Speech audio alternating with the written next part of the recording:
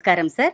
ఈనాటి మన రచ్చబండ కార్యక్రమానికి విచ్చేసినటువంటి తెలుగు భాషాభిమానులకు, విభిన్న విధాలుగా తెలుగు కోసం కృషి చేస్తున్నటువంటి పెద్దలందరికీ కార్యక్రమానికి స్వాగతం పలుకుతూ, ఈనాటి మన వక్త గురించి చిన్న పరిచయం. పెదనాట సైతం తెలుగుకు పెద్దపీట వేయకపోతే ఊరుకోరు. నిరంతరం తెలుగు కోసం తప్పించే చిల్లకూరు వారు. అటువంటి ప్రపంచ ప్రసిద్ధ శస్త్రచికిత్స వైద్యులు, అఖిల భారత తెలుగు సమాఖ్య అధ్యక్షులు, ఆచార్య వైద్యులు చిల్లకూరు ముద్దుకృష్ణారెడ్డి గారు మన తెలుగు కూటమి వేదికపై నేడు తెలుగునాట తెలుగుతోట అంటూ తెలుగునాట తమిళనాట తెలుగుతోట తమిళనాట తెలుగుతోట అంశంపై ప్రసంగిస్తారు. మరి భారతదేశానికే వన్నె తెచ్చిన ఉన్నత స్థాయి శస్త్రచికిత్స నిపుణులైన వైద్య శిరోమణి వీరు. మన పొరుగు రాష్ట్రంలో స్థిరపడిన వీరు పేరభాష ముట్టడిని ఎదుర్కొని మాతృభాష వ్యాప్తికై వీలైనంత ఎక్కువ సేవలు అందించడం ముదావహం. తెలుగు భాష మనుగడ, వ్యాప్తి మొదలైన వాటి కోసం తమిళనాట పలుగు తెలుగు పాఠశాలల నిర్వహణ, తమిళనాడు అల్పసంఖ్యాక భాషా సంఘాల సంచాలనం చేస్తున్నారు వీరు. మన రెండు తెలుగు రాష్ట్రాల తర్వాత అత్యధికంగా తెలుగువారు ఉండే రాష్ట్రం తమిళనాడు. ఒక విజయవంతమైన న్యాయ పోరాటం భారత అత్యున్నత న్యాయస్థానం వరకు చేసి తమిళనాట తొలగించబోతున్న తెలుగును ఒక పాఠ్యాంశంగా నిలబెట్టడం వీరు చేసిన అతి గొప్ప పని. జాతీయ ఖ్యాతి పొందిన తెలుగు వారిని, తమిళనాడు రాష్ట్రపు పాలకవర్గ సభ్యులను, రాజకీయ పెద్దలను చేరబిలిచి తెలుగును ప్రోత్సహించే ఎన్నో సమావేశాలు నిర్వహించడం వీరి ప్రత్యేకత.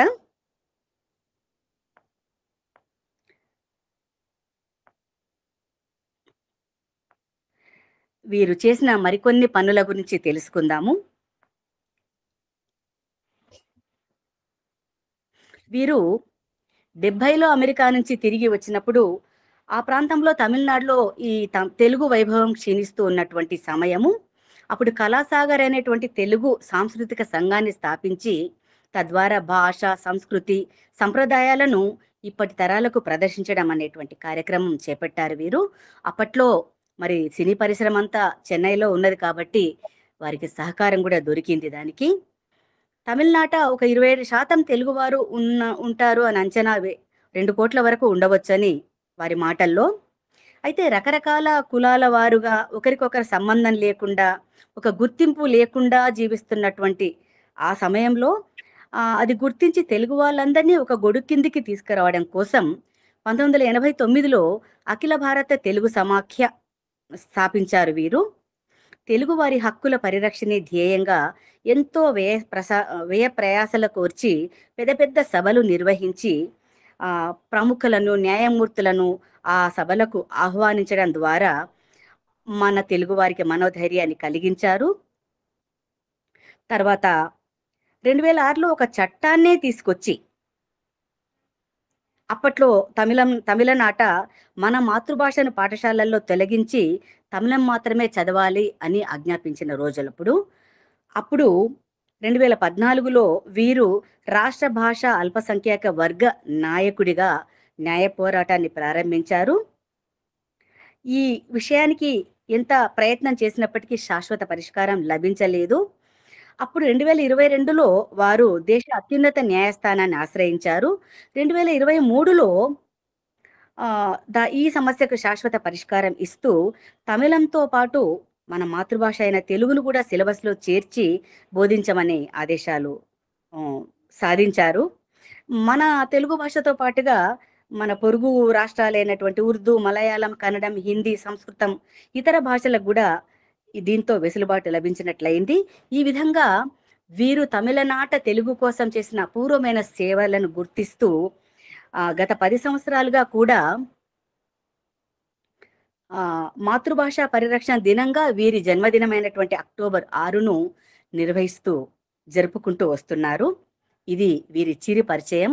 మరి వారి యొక్క అమూల్యమైన ప్రసంగాన్ని ఇప్పుడు మనం విందాము. మరి హృదయపూర్వకంగా వేదికకు స్వాగతం పలుకుతున్నాను. నమస్కారం అండి పద్మ గారు. ఎక్కడ, ఏ ఊరు మీది? తెలకపల్లి మండలం దాస్పల్లి నాది, నాగర్ కర్నూలు జిల్లా. Okay okay, very good. వారు భాగ్యనగరంలో ఉంటారు. ఇంగ్లీష్ డిపార్ట్మెంట్ ఇంగ్లీష్ చెప్తారు. ఆమె హెడ్ మాస్టర్. యు మీన్ ఆంగ్లం? ఆంగ్లం. కేశరాజు గారు, మీరు ఇప్పుడైతే ఒక్క అర నిమిషంలోనే మాట్లాడాలి. ఈయన గారి ప్రసంగం అయినాకైతే 4-5 నిమిషాలు మాట్లాడొచ్చు. ఇష్టం మీరు. చివరిలో మాట్లాడతాను సార్, నేను ఉంటాను, ఇబ్బంది లేదు, నేను ఉంటాను. సంతోషం అండి. మరిగా వారు మొదలు పెట్టవచ్చు. మనం ఒక చిన్న సంగతి ప్రజెంటేషన్ చేస్తాను.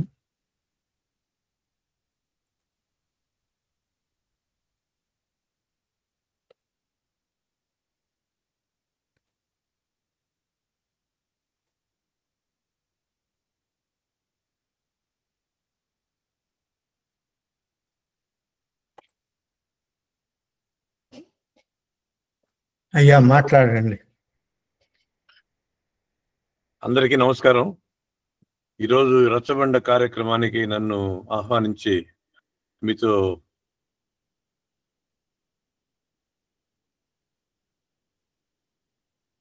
మీ మాట వినపడటం లేదండి.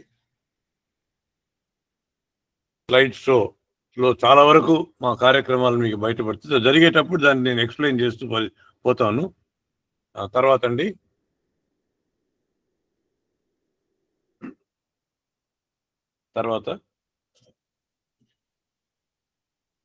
ప్రతి సంవత్సరం 4 ఇస్తారు, 4 డాక్టర్లకు ఇస్తారు. 4 డాక్టర్లు అంటే ఎంతమందిలో? 15 లక్షల మంది డాక్టర్లు ఉన్నారు ఇండియాలో. Every year they select 4 people. 2000లో నన్ను సెలెక్ట్ చేశారు. సౌత్ ఇండియాలో నన్ను ఒక్కడినే సెలెక్ట్ చేశారు దీనికి.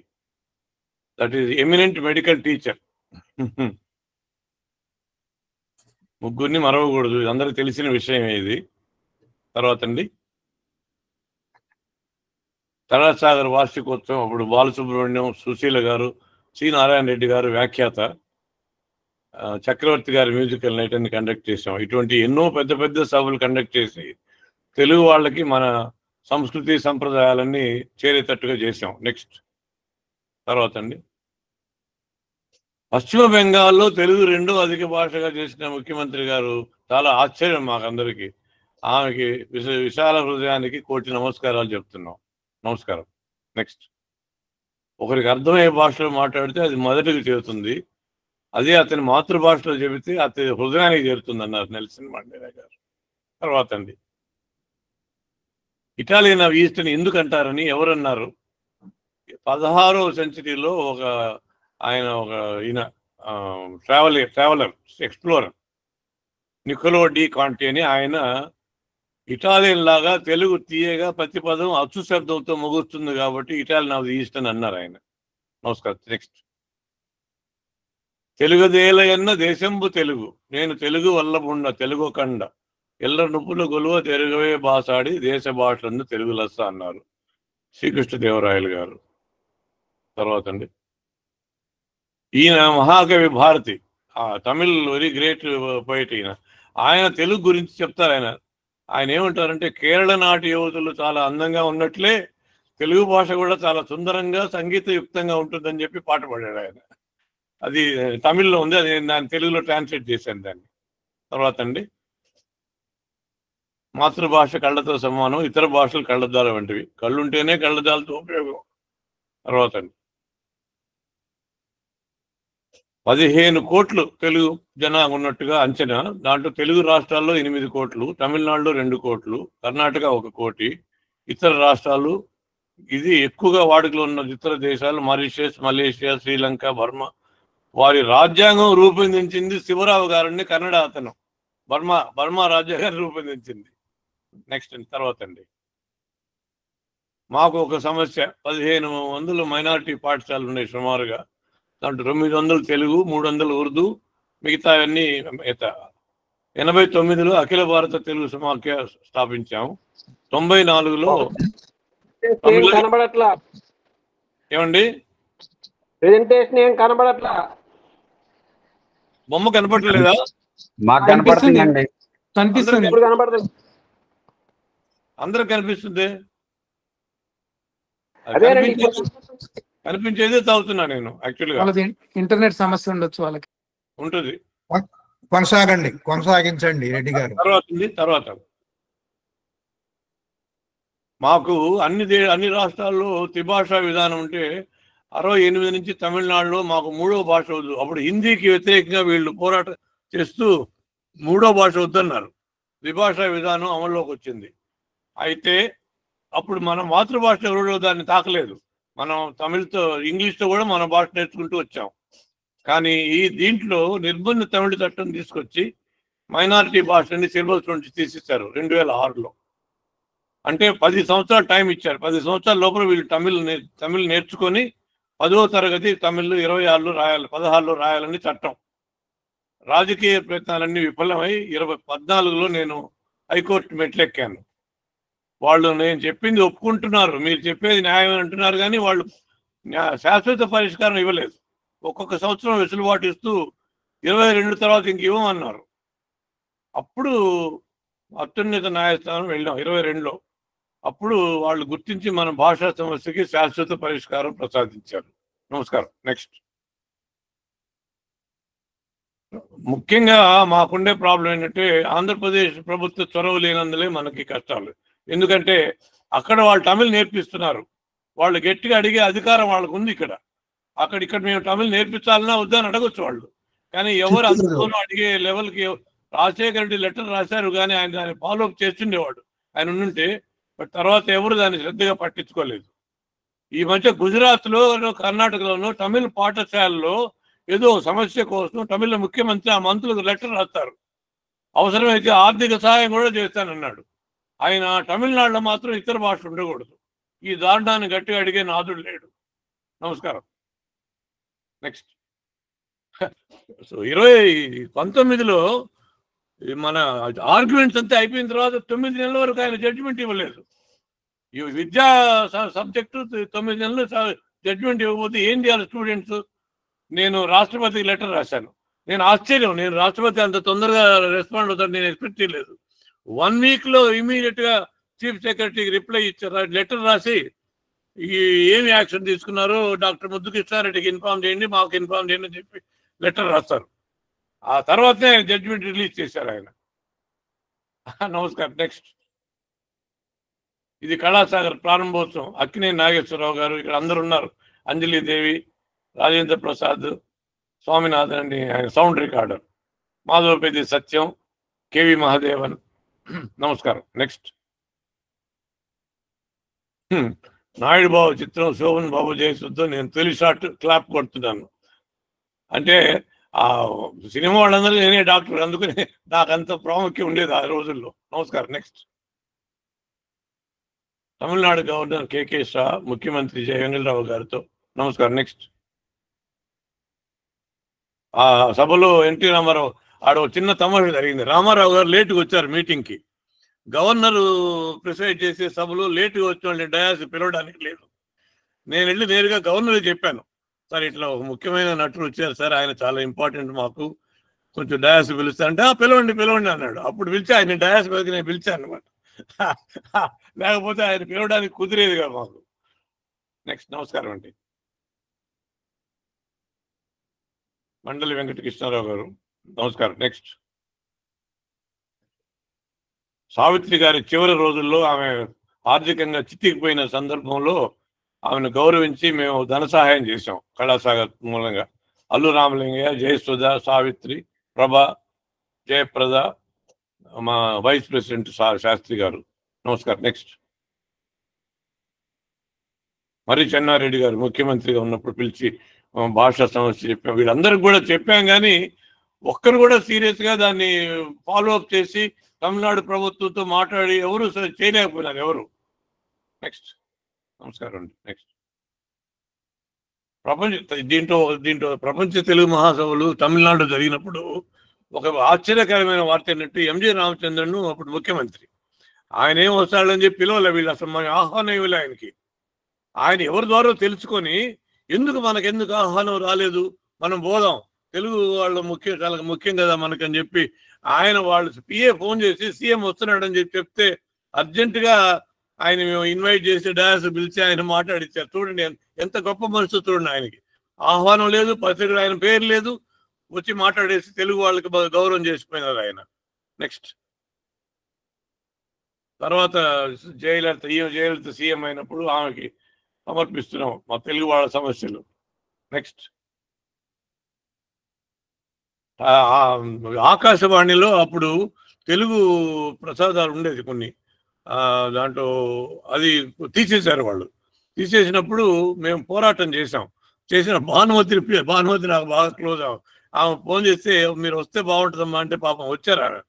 వచ్చి చాలాసేపు మాట్లాడి అందరికి ధైర్యం చెప్పి చేశాము. అప్పుడు తర్వాత కొద్ది రోజులకి మళ్ళీ తరంగిణి అని ఒక ప్రారంభం మళ్ళీ స్టార్ట్ చేశారు దాని తర్వాత. నెక్స్ట్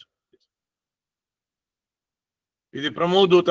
మొట్టమొదట పెద్ద ఫంక్షన్ మేము చేసింది అఖిల భారత తెలుగు సమాఖ్య తరఫున కని విని ఎరుగినంత సభ చేశాం. మాజీ రాష్ట్రపతి, ఒక కేంద్ర మంత్రి ఉపేంద్ర, ఇద్దరు ముఖ్యమంత్రులు, తమిళనాడు ముఖ్యమంత్రి కరుణానిధి, పాండిచేరి ముఖ్యమంత్రి రామచంద్రులు, ఆయన తెలుగు ఆయన.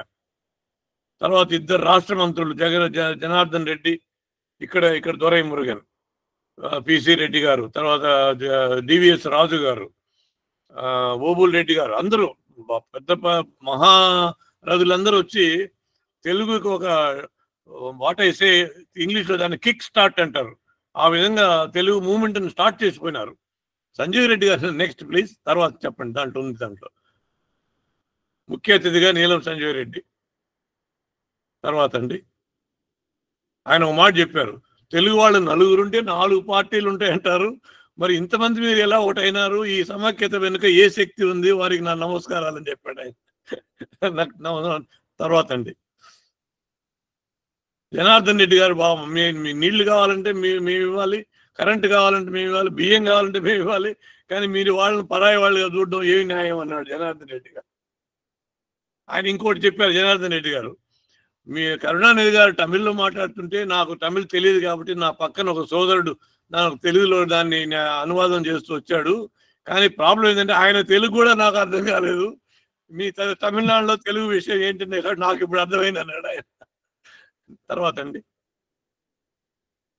కరుణానిధి గారు చాలా సీజన్డ్ పాలిటీషియన్. ఆయన ఏం చెప్తారు, చరిత్రలో 50 ఏళ్ళు వెనక్కి వెళ్తే ఇక్కడ అంతా తెలుగే కదా, మిమ్మల్ని పరాయి వాళ్ళని మేము ఎలాగంటాం, అసలు మీ దగ్గర మేము చాలా నేర్చుకోవాలన్నాడు. ఏం చెప్తున్నారని ఎవరికి అర్థం కాలే. వేదిక మీద చూడండి, ఒక జనతా లీడర్ అంటే ఉపేంద్ర, ఒక Congress leader Janardhan Reddy, DMK leaders ఇద్దరు, చీఫ్ మినిస్టర్ ఇద్దరు, ఓ TDP leader. So Janata leader అంటే నీలం సంజయ్ రెడ్డి, టీడీపీ లీడర్ ఉపేంద్ర. అంటే తెలుగు అనేటప్పటికి మీరందరూ ఒకటి అయిపోయినారు, అన్ని మర్చిపోయారు మీ పాలిటిక్స్, మాకు ఇంకా మూవ్మెంట్ రాలేదన్నాడు ఆయన. తర్వాత అండి చెన్నై మేయర్గా ఆయన ఎలక్షన్ వచ్చేటప్పుడు తెలుగు వాళ్ళ ఓట్లు కావాలని నా దగ్గరికి వచ్చి కోరుకున్నాడు ఆయన మాకు, ఎందుకంటే చెన్నైలో 50% తెలుగు వాళ్ళు ఉన్నారు కదా, సో ఆయనకి మేము ప్రచారం చేసాం. నెక్స్ట్ ముఖ్యమంత్రితో సంప్రదింపులు. తర్వాత అండి రెండో ఫంక్షన్, పెద్ద ఫంక్షన్, ఆంధ్రప్రదేశ్ ముఖ్యమంత్రి, తమిళనాడు ముఖ్యమంత్రి వాళ్ళిద్దరితో కలిపి చేసి చాలా పెద్ద సభ నిర్వహించాం. దాంట్లో ఒక కోరిక కోరామని, అది కూడా జనార్దన్ రెడ్డి ద్వారా ఇప్పించాం.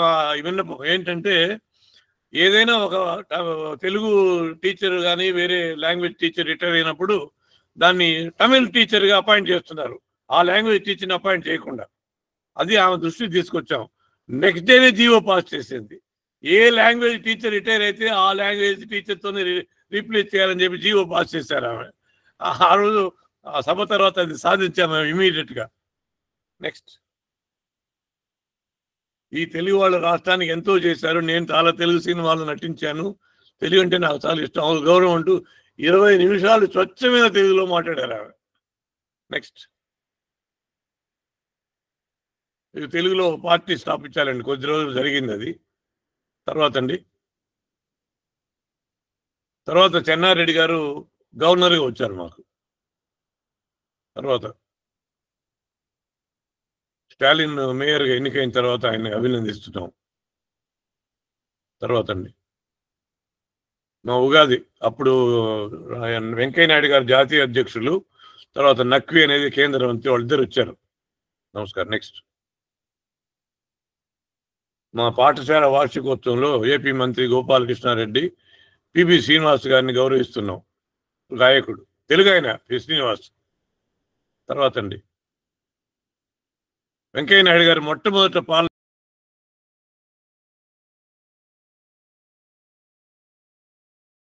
ఒక కుగ్రామం, 8వ సంతానం. మా తల్లిదండ్రులకు నేను 8వ సంతానం, last child. Primary secondary education అంతా గూడూరు, నెల్లూరు విఆర్ కాలేజ్, తర్వాత medical education Guntur medical college. 1 సంవత్సరం గవర్నమెంట్ సర్వీస్లో ప్రైమరీ హెల్త్ సెంటర్లో పనిచేశాను. తర్వాత అమెరికాకి వెళ్ళిపోయాను. అమెరికాలో 5 సంవత్సరాలు ట్రైనింగ్, సర్జరీ ట్రైనింగ్. మీ స్లైడ్స్ వచ్చేంత వరకు మాట్లాడుతున్నానండి నేను. 5 సంవత్సరాలలో అక్కడ అమెరికాలో ఎఫ్ఆర్సిఎస్ అనేది ఇంగ్లాండ్లోనే, అమెరికాలో లేదు. అందుకని నేను వెకేషన్ ట్రిప్లో ఇంగ్లాండ్కి వచ్చి ఐర్లాండ్లో 2 సార్లు పార్ట్ 1 పార్ట్ 2 2 సార్లు ప్రథమ శ్రేణిలో ఉత్తీర్ణులు అయిపోయి కంప్లీట్ చేశాను దాన్ని. తర్వాత తిరిగి వచ్చి 70లో తిరిగి వచ్చాను. తిరిగి వచ్చినప్పుడు ఎక్కడ సెటిల్ కావాలని ఒక వివాహం వచ్చింది, ఆలోచన వచ్చింది. గుంటూరా, నేను చదువుకున్న గుంటూరా, లేదా హైదరాబాదా, నెల్లూరా మా ఊరు, లేదు చెన్నై అని చెప్పి డిస్కస్ వచ్చినప్పుడు మా బ్రదర్, పెద్ద బ్రదర్ ఒక ఆయన ఆల్రెడీ చెన్నైలో సెటిల్ అయి ఉన్నారు. ఆయన very senior practitioner, Mohan Reddy అని. ఇంకోటి ఏంటంటే నెల్లూరు జిల్లాలో మేము డాక్టర్స్ ఫ్యామిలీ అని ఒక పేరు వచ్చేసింది మాకు. అక్కడి నుంచి ఎక్కువ మంది పేషెంట్స్ చెన్నైకే వస్తారు, వాళ్ళు ఇంకెక్కడే పోరు. ఇవన్నీ ఆలోచించి నేను చెన్నైలో సెటిల్ అయిపోయినాను. తర్వాత నాకు టీచింగ్ ఇంట్రెస్ట్ వల్ల స్టాన్లీ మెడికల్ కాలేజీలో ప్రొఫెసర్గా చేరాను. Honorary professor. ఆనరీ అంటే జీతం లేదు. ఎందుకు జీతం లేకుండా చేరానంటే, జీతం లేకుండా ఉండే జాబ్స్కి ట్రాన్స్ఫర్ చేయరు వాళ్ళు. ఒకటే ఊర్లో ఉండి మనం సెటిల్ అయ్యి మన క్లయింట్స్ పర్మనెంట్గా ఉంటారు. అందుకని I opted for honorary service. అంటే 30 years జీతం లేకుండా పనిచేశాను అన్నమాట. చాలామంది నన్ను, మీరు అమెరికా నుంచి 5 సంవత్సరాల తర్వాత ఎందుకు తిరిగి వచ్చారని చాలామంది అడిగారు నన్ను. నేనేం చెప్పానంటే వాళ్ళకి, మేము వెళ్ళేటప్పుడు అక్కడ ట్రైనింగ్ అయ్యి మళ్ళీ తిరిగి రావాలని వెళ్ళాం అందరం. మా బ్యాచ్ 40 మంది వెళ్ళారు. అయితే నేను ఒక్కడనే తిరిగి వచ్చా, మిగతా వాళ్ళు రాలేదు. ఎందుకు రాలేదని వాళ్ళని అడగండి, అంతేగాని ఎందుకు వచ్చానని నన్ను అడగొద్దని చెప్పాను. నేను అనుకున్న ప్లాన్ ప్రకారం నేను వచ్చేసానని చెప్పాను. తర్వాత అమెరికన్ కల్చర్ కొంచెం నాకు అక్కడ నచ్చలేదు. ఏదో ట్రైనింగ్ వరకు పర్వాలేదు, కానీ వాళ్ళ సంస్కృతి అంత మంచిది కాదు. జస్ట్ ఒక ఎగ్జాంపుల్ చెప్తాను. ఒక లేడీ వయసు అయిన ఆమె నైట్ సీరియస్గా ఉంటే మా సన్నుకి చెప్పాను నేను, ఈ నైట్ అయినా పోవచ్చు, పోతే నాకు ఫోన్ చేయండి డాక్టర్ అని చెప్పి వెళ్ళిపోయారు ఆయన. 2 గంటలప్పుడు ఆమె చనిపోయింది. ఫోన్ చేస్తే ఆ అబ్బాయి ఏం చెప్తాడంటే, సరే అయిపోయింది కదా, ఇంక నేను వచ్చి చేసేది ఏముంటుంది, నేను పొద్దున్నే వచ్చి చూస్తాలేండి అంటాడు. అది వాళ్ళ సంస్కృతి. అది దాన్ని బట్టి ఇంక నేను ఎగ్జాంపుల్, అది అటువంటి ఎన్నో ఉన్నాయి. తర్వాత నేను తిరిగి వచ్చిన అక్కడ నా బ్యాంక్ అకౌంట్, కారు గీరు అన్నీ అట్లే పెట్టేసి వచ్చా. ఎందుకంటే ఒకవేళ ఇక్కడ పరిస్థితి బాగాలేకపోతే మళ్ళీ వెళ్ళిపోవచ్చు అనే ఉద్దేశంతో వచ్చాను నేను. కానీ ఇక్కడ నాది బోయింగ్ టేక్ ఆఫ్ నా ప్రాక్టీస్. అందుకని 1 year తర్వాత అక్కడ అన్నీ కంప్లీట్గా వైండ్ అప్ చేసేసాం. ఇక్కడ అప్పుడు సినిమా రంగం ఉండింది. అప్పుడు ఈ కార్పొరేట్ హాస్పిటల్స్ అంతా లేవు. అందుకని నేను ఈ కల్చరల్ మూవ్మెంట్లో కొంచెం యాక్టివ్గా ఉండబట్టి సినిమా వాళ్ళందరూ నాకు పేషెంట్సే. అందరూ, you can name it, all Telugu industry, Nageswara Rao, NT Rama Rao, Sobhan Babu, Balasubrahmanyam, Krishna అయితే ఆల్మోస్ట్ నాకు సోదరు లాగానే. Krishna and SPB are very close. NT Rama Rao చాలా క్లోజ్. ఆయన ఒకరోజు అర్లీ మార్నింగ్, నేను ఎప్పుడు అర్లీ మార్నింగ్ సర్జరీ చేస్తాను, ఆపరేషన్ చేసి బయట వచ్చేటప్పటికి 7 గంటలప్పుడు బయట నా కన్సల్టేషన్ వాళ్ళు బయట కూర్చున్నారు. ఆయన మేకప్ చేసుకొని వచ్చున్నారు. ఏందండి ఈ టైంలో వచ్చారు రామారావు గారు అంటే, బాత్రూంలో పడాను, చిటికిన వేలు ఫ్రాక్చర్ అయింది డాక్టర్ గారు, భలే నొప్పిగా ఉంది, షూటింగ్ పోవాలి, ఏం చేయాలి అర్థం కాలేదు నాకు అన్నాడు. ఏదైనా చెప్పండి, ఉపాయం చెప్పండి అన్నారు. నేను అమెరికాలో చిన్న వైద్యం నేర్చుకున్నాను. చిటికిన వేలు ఫ్రాక్చర్ అయినప్పుడు ఆ పక్క వేలుకి 2 కలిపి ప్లాస్టర్ వేసేస్తే ఆ పక్క వేలు దానికి స్ప్రింట్ లాగా పనిచేస్తాను అనమాట. సో పక్క వేలుకి చిటికిన వేలుకి 2 కలిపి ఒక చిన్న ప్లాస్టర్ వేసేసి, ఇప్పుడు నడవండి అని చెప్పారు. నొప్పి లేదే అన్నాడు. షూటింగ్కి వెళ్ళండి అని చెప్పాను. సాయంత్రం ఫోన్ చేసి చాలా సంతోషంగా, షూటింగ్ అయిపోయింది డాక్టర్ గారు, నేను పొద్దున్న చాలా భయపడ్డాను, వెరీ వెరీ థ్యాంక్ఫుల్ అన్నాడు. అంత క్లోజ్గా ఉండేవాళ్ళం మేము, ఈ సినిమా వాళ్ళందరూ. తర్వాత ఒక 10 years ఈ కళాసాగర్ అయిన తర్వాత 10 years తర్వాత నేను ప్రొఫెషన్లో చాలా బిజీ అయిపోయినాను. అంటే దాదాపు నాకు అపాయింట్మెంట్ దొరకాలంటే 10 days వెయిట్ చేయాల్సిన స్టేజ్కి వచ్చింది. అట్లా 10-15 సంవత్సరాలు ఆ విధంగా జరిగింది. డాక్టర్ గారు మళ్ళీ పవర్ పాయింట్ ప్రెజెంటేషన్ వచ్చి ఆపేస్తాను. వచ్చినంత వరకే మాట్లాడుతున్నాను నేను. సరే. సో అప్పుడు కళాసాగర్ ఆపేశాను. నాకు నా వల్ల కుదరదు, ఈ ప్రాక్టీస్ ప్రొఫెషనల్ బిజీ అయిపోయినానని. మళ్ళీ 10 years తర్వాత అందరూ వచ్చి నా దగ్గర, మీరు కానీ ఏం చేయకపోతే ఇక్కడ అసలు తెలుగే లేకుండా పోతుంది, మీరు ఒక్కరే చేయగలరు దీన్ని అని చెప్పి అందరూ IAS, IPS రిటైర్ ప్రొఫెసర్స్ అంతా వచ్చారు నా దగ్గరికి. అప్పుడు అఖిల భారత తెలుగు సమాఖ్య స్టార్ట్ చేసి 2 చెప్పాను. ఒకటి, తెలుగు వాళ్ళంటే చెప్పడానికి మీరు సిగ్గుపడుతున్నారు, తెలుగు అనే ఒక దానికి ఏమన్నా ఇది వస్తుందేమని మీరు భయపడుతున్నారు. తెలుగువాడిని గర్వంగా చెప్పేటట్టుగా నేను చేస్తాను. రెండోది, మన సంఖ్యాబలం చూపిస్తాను, మన వాళ్ళు ఎంతమంది ఉన్నారనే దానికి కూడా నేను నిరూపిస్తాను. ఇవి 2 మాత్రం నేను చేస్తాను. తర్వాత దాని పరిస్థితి ఏంటనేది తర్వాత చూద్దాం అని చెప్పి ప్రామిస్ చేశాను. అది 2-3 సంవత్సరాల్లోనే ఆ పని చేసేసాను. నేను చెప్పిన 2 అయిపోయినాయి. తర్వాత మా స్లోగన్ ఏంటంటే, తమిళ్ వచ్చి మా శ్వాస, తెలుగు మా హృదయ స్పందన. 2 అవసరమే. అయితే దాంట్లో చిన్న చిట్కా డిఫరెన్స్ ఉంది. శ్వాసను సేపు మనం ఆపవచ్చు, కానీ హృదయ స్పందన ఆపలేము మనం. ఈ పాయింట్ ఎవరికి అర్థం కాలే. అది మా స్లోగన్ అది. తర్వాత ఈ పెద్ద ఫంక్షన్లో అందరూ తెలుగు వాళ్ళు ఒకటైనారని తెలిసిన తర్వాత ముఖ్యమంత్రులు మన ఉగాది ఫంక్షన్ రావడం మొదలు పెట్టారు. అంతకుముందు ముఖ్యమంత్రులు వచ్చేవాళ్ళు కాదు తెలుగు ఫంక్షన్కి. మన ఉగాది ఫంక్షన్ రావడం మొదలు పెట్టారంటే ఈ ఫెడరేషన్ కాన్సెప్ట్ వల్లనే. తర్వాత ప్రమోద్ దూత చెప్పాను, ఇప్పుడే చెప్పాను, ఎవరెవరు వచ్చారో చెప్పాను. ఈ 2006లో తమిళ్ లెర్నింగ్ యాక్ట్ తీసుకొచ్చి, చట్టం తీసుకొచ్చి తీసేశారు. న్యాయ పోరాటం గురించి కూడా మీకు చెప్పాను. తర్వాత ఎందరెందున్నో గెలిచాం. రాజకీయంగా ఎవరెవరి చేతనో ఒత్తిడి చేసి ఇచ్చారు. గవర్నర్ లెటర్ రాశారు, వెంకయ్య నాయుడు గారు లెటర్ రాశారు, ఎవరెవరో లెటర్ రాశారు, కానీ ఆ లెటర్కి వీళ్ళు రిప్లై కూడా ఇవ్వలేదు అసలు కనీసం. తర్వాత ఈ అన్నిటికన్నా పెద్ద సభ వచ్చి 2014లో ముప్పెరం వేళ అని ఒకటి చేసాం. అంటే 3 సందర్భాలని ముప్పెరం అంటే ఉగాది, జయనామ సంవత్సర ఉగాది, తిరుమల నాయకర్ బర్త్డే, వీరపాండ్య కట్టబొమ్మన్ బర్త్డే, అవన్నీ ఒకటేసారి కలిపి ఒక ఫంక్షన్ చేసాం. చాలా పెద్ద సభ నెహ్రూ స్టేడియంలో చేసాం. నెహ్రూ స్టేడియంలో చేసి 23 తెలుగు మాట్లాడే కులాలు ఉన్నాయి, నాయుడు, రెడ్డి, బ్రాహ్మణ్, వైశ్య, ఇట్లా అందరు లీడర్స్ని పిలిచా నేను. మీరందరూ మీ సంఘాలు మీరు అట్టే నడుపుకోండి, దాని ఇబ్బంది లేదు, కానీ అందరం ఒకటిగా తెలుగు అని ఒక ప్రాతికమే మనందరం కలుద్దాం, అందరు రండి, నేను పెద్ద సభ చేస్తానంటే అందరూ ఒప్పుకున్నారు.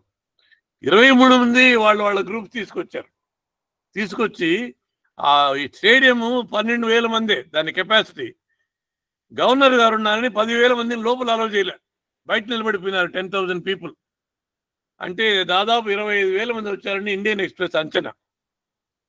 అది కంప్లీట్ తమిళనాడులో రాజకీయ నాయకులందరూ కూడా మన పక్క చూసేటట్టుగా చేశారు. ఓహో, వీళ్ళందరూ ఒకటి అయ్యారు, దీనికి ఒక లీడర్ ఒకటి ఉన్నాడు, అందుకని మనం వీళ్ళతో జాగ్రత్తగా ఉండాలని ఒక నిర్ణయానికి వచ్చారు వీళ్ళు. దానికి ఒకటే ఒక రుజువు ఏంటంటే, ఈ 10 yearsగా పాత తెలుగు లీడర్స్ అందరినీ మళ్ళీ గౌరవం చేయడం మొదలుపెట్టారు. అంటే తెలుగు వాళ్ళతో మనం మంచిగా ఉండాలి అనే ఒక ఫీలింగ్ వాళ్ళకి వచ్చింది.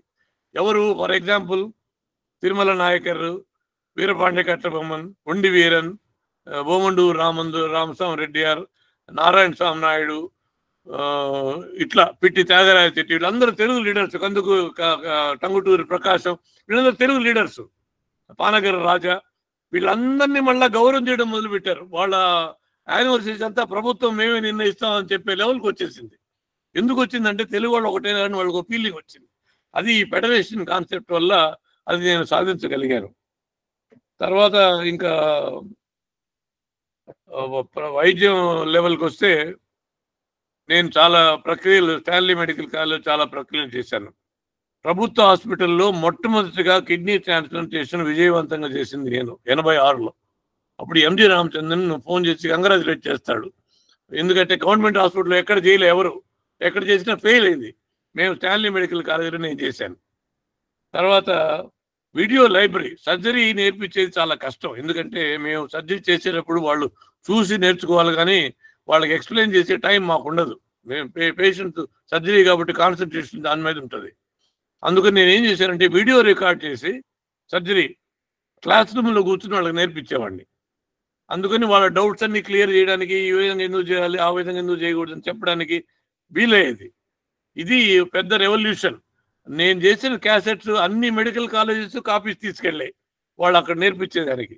దేశంలో దాదాపు 10-15 కాలేజెస్ తీసుకెళ్ళాయి నా క్యాసెట్స్. తర్వాత ఇక్కడ సెనేట్ మెంబరు, మెడికల్ యూనివర్సిటీలో గవర్నింగ్ కౌన్సిల్ మెంబర్ అయ్యాను. మెడ్రాస్ యూనివర్సిటీలో సిలబస్ ఇన్ఛార్జ్ చేశాను. నన్ను పీజీ సిలబస్లో చాలా మార్పులు చేశాను. ఎందుకంటే దాదాపు 50 సంవత్సరాలుగా ఓల్డ్ సిలబస్ అట్లే మెయింటైన్ చేస్తున్నారు. దాన్ని అన్నీ మార్పు చేసి ఎంసీక్యూస్ పెట్టేసి, ఎంసీక్యూ ఎందుకంటే అన్ని ఫారిన్ కంట్రీస్లో ఎంసీక్యూస్ వచ్చేసాయి. మన వాళ్ళు ఏదైనా ఇన్ని వేరే కంట్రీలు పోవాలన్నా ఎంసీక్యూసే రాయాలి వీళ్ళు. అందుకని ఎంసీక్యూలో వాళ్ళకి ఎక్స్పీరియన్స్ ఉండాలని చెప్పి 50% ఎంసీక్యూస్ పెట్టి 50% మిగతా భాగం పెట్టాం. అన్ని సిలబస్లు మార్పులు చేశాను నేను తమిళనాడులో. అదన్నీ నేను గవర్నింగ్ కౌన్సిల్ యూనివర్సిటీలో ఉన్నప్పుడు చేశాను. అన్నిటికన్నా క్లైమాక్స్ ఏంటంటే ఇంగ్లాండ్, ఐర్లాండ్ వాళ్ళ ఎఫ్ఆర్సిఎస్ ఎగ్జామినేషన్ నన్ను ఎక్స్టర్నల్ ఎగ్జామినర్గా పిలిచారు. ఇండియాలో ఉండే టీచర్స్కి ఉండే మహా అద్భుతమైన గౌరవం అది. మనం అన్ని వాళ్ళ స్టూడెంట్స్ని ఎగ్జామ్ చేయమని పిలిచారంటే మన మీద ఎంత నమ్మకం ఉండి ఎంత విశ్వాసం ఉంటే కానీ ఆ పని చేయరు వాళ్ళు. అది జరిగింది 93లో జరిగింది. ఇంకా చాలా ఉన్నాయి. తర్వాత బీసీరాయ్ అవార్డు చెప్పాను మీకు. తమిళనాడు మెడికల్ కౌన్సిల్ వచ్చి లీడర్షిప్ అవార్డు అని ఇన్స్టిట్యూట్ చేయాలన్నారు. Doctors leadership. ఇక్కడ తమిళనాడులో 150 మంది డాక్టర్లు ఉన్నారు. దాంట్లో 2 సెలెక్ట్ చేయాలి వాళ్ళు. ఫస్ట్ బ్యాచ్ నన్ను సెలెక్ట్ చేశారు. మీలాంటి లీడరు మాకు మెడికల్ ప్రొఫెషన్లో ఎవరు లేరు. మాకు అన్ని విధాలా మీరు హెల్ప్ చేశారు, మమ్మల్ని అందరూ గైడ్ చేశారు అని చెప్పి వాళ్ళు ఏకగ్రీవంగా ఒప్పుకొని తెలుగు వాడిని నన్ను సెలెక్ట్ చేశారంటే తమిళ వాళ్ళు మీరు ఆలోచించుకోండి ఎంత అన్నిటినీ అధిగమించి పోకపోతే వాళ్ళు ఆ లెవెల్లో వాళ్ళు సెలెక్ట్ చేయగలరు. అది చాలా పెద్ద గౌరవం. ఇంకా నేను నా వయసు మీకు తెలుసో తెలీదో 83 సంవత్సరాలు ఇప్పుడు. ఇంకా కూడా ఆపరేషన్ చేస్తున్నాను, టీచ్ చేస్తున్నాను, అన్ని సోషల్ ఎంగేజ్మెంట్స్కి పోతున్నాను, యాక్టివ్గా ఉంటున్నాను ఇంకా కూడా. ఎందుకంటే లాస్ట్ నేను కంక్లూడ్ చేసే ముందు మీ ఆరోగ్యానికి సూచనలు ఇస్తాను. 4 డాక్టర్లు మీరు లైఫ్లో ఎప్పుడు కూడా నమ్మాలి. నమ్మితే మీకు చాలా ఆరోగ్యంగా ఉండగలరు. ఒకటి డాక్టర్ డైట్, ఆహార నియమం. ఇంకోటి డాక్టర్ ఎక్సర్సైజ్, శరీర వ్యాయామం. మూడోది డాక్టర్ లైఫ్ స్టైల్, మన జీవన విధానం. 4వది టేక్ ఇట్ ఈజీ, మనసు నెమ్మదిగా పెట్టుకోవడం. ఈ 4 మీరు ఫాలో కాగలిగితే చాలా వరకు, నేను స్ట్రిక్ట్గా ఫాలో అవుతాను ఈ 4. చాలా వరకు మీకు ఈ చిన్న ఆరోగ్య సమస్యలన్నీ రావు.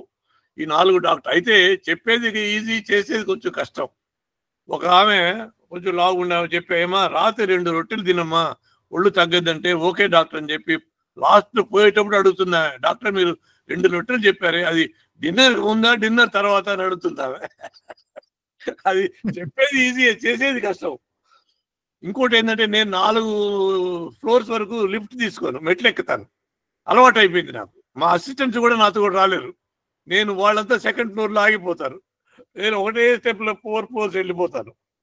ఈ మధ్య ఒక జనరల్ హాస్పిటల్ 4th ఫ్లోర్ పోతుంటే వాడు లిఫ్ట్ ఫెలో సెల్యూట్ వచ్చి సార్ లోపల రండి సార్ అన్నాడు. లేదు తంబి నేను మెట్లు ఎక్కిపోతానంటే రండి సార్ తొందరగా పైకి పోదాం అన్నాడు. తొందరగా పైకి పోకూడదని నేను మెట్లు ఎక్కుతున్నాను. తెలుగు అంటే తమిళ్లో వాగా సార్ శీఘ్రమా మేలపోరా అన్నాడు. శీఘ్రమా మేలపోకని తెలీదా నా పడికట్టు మేలపోరా.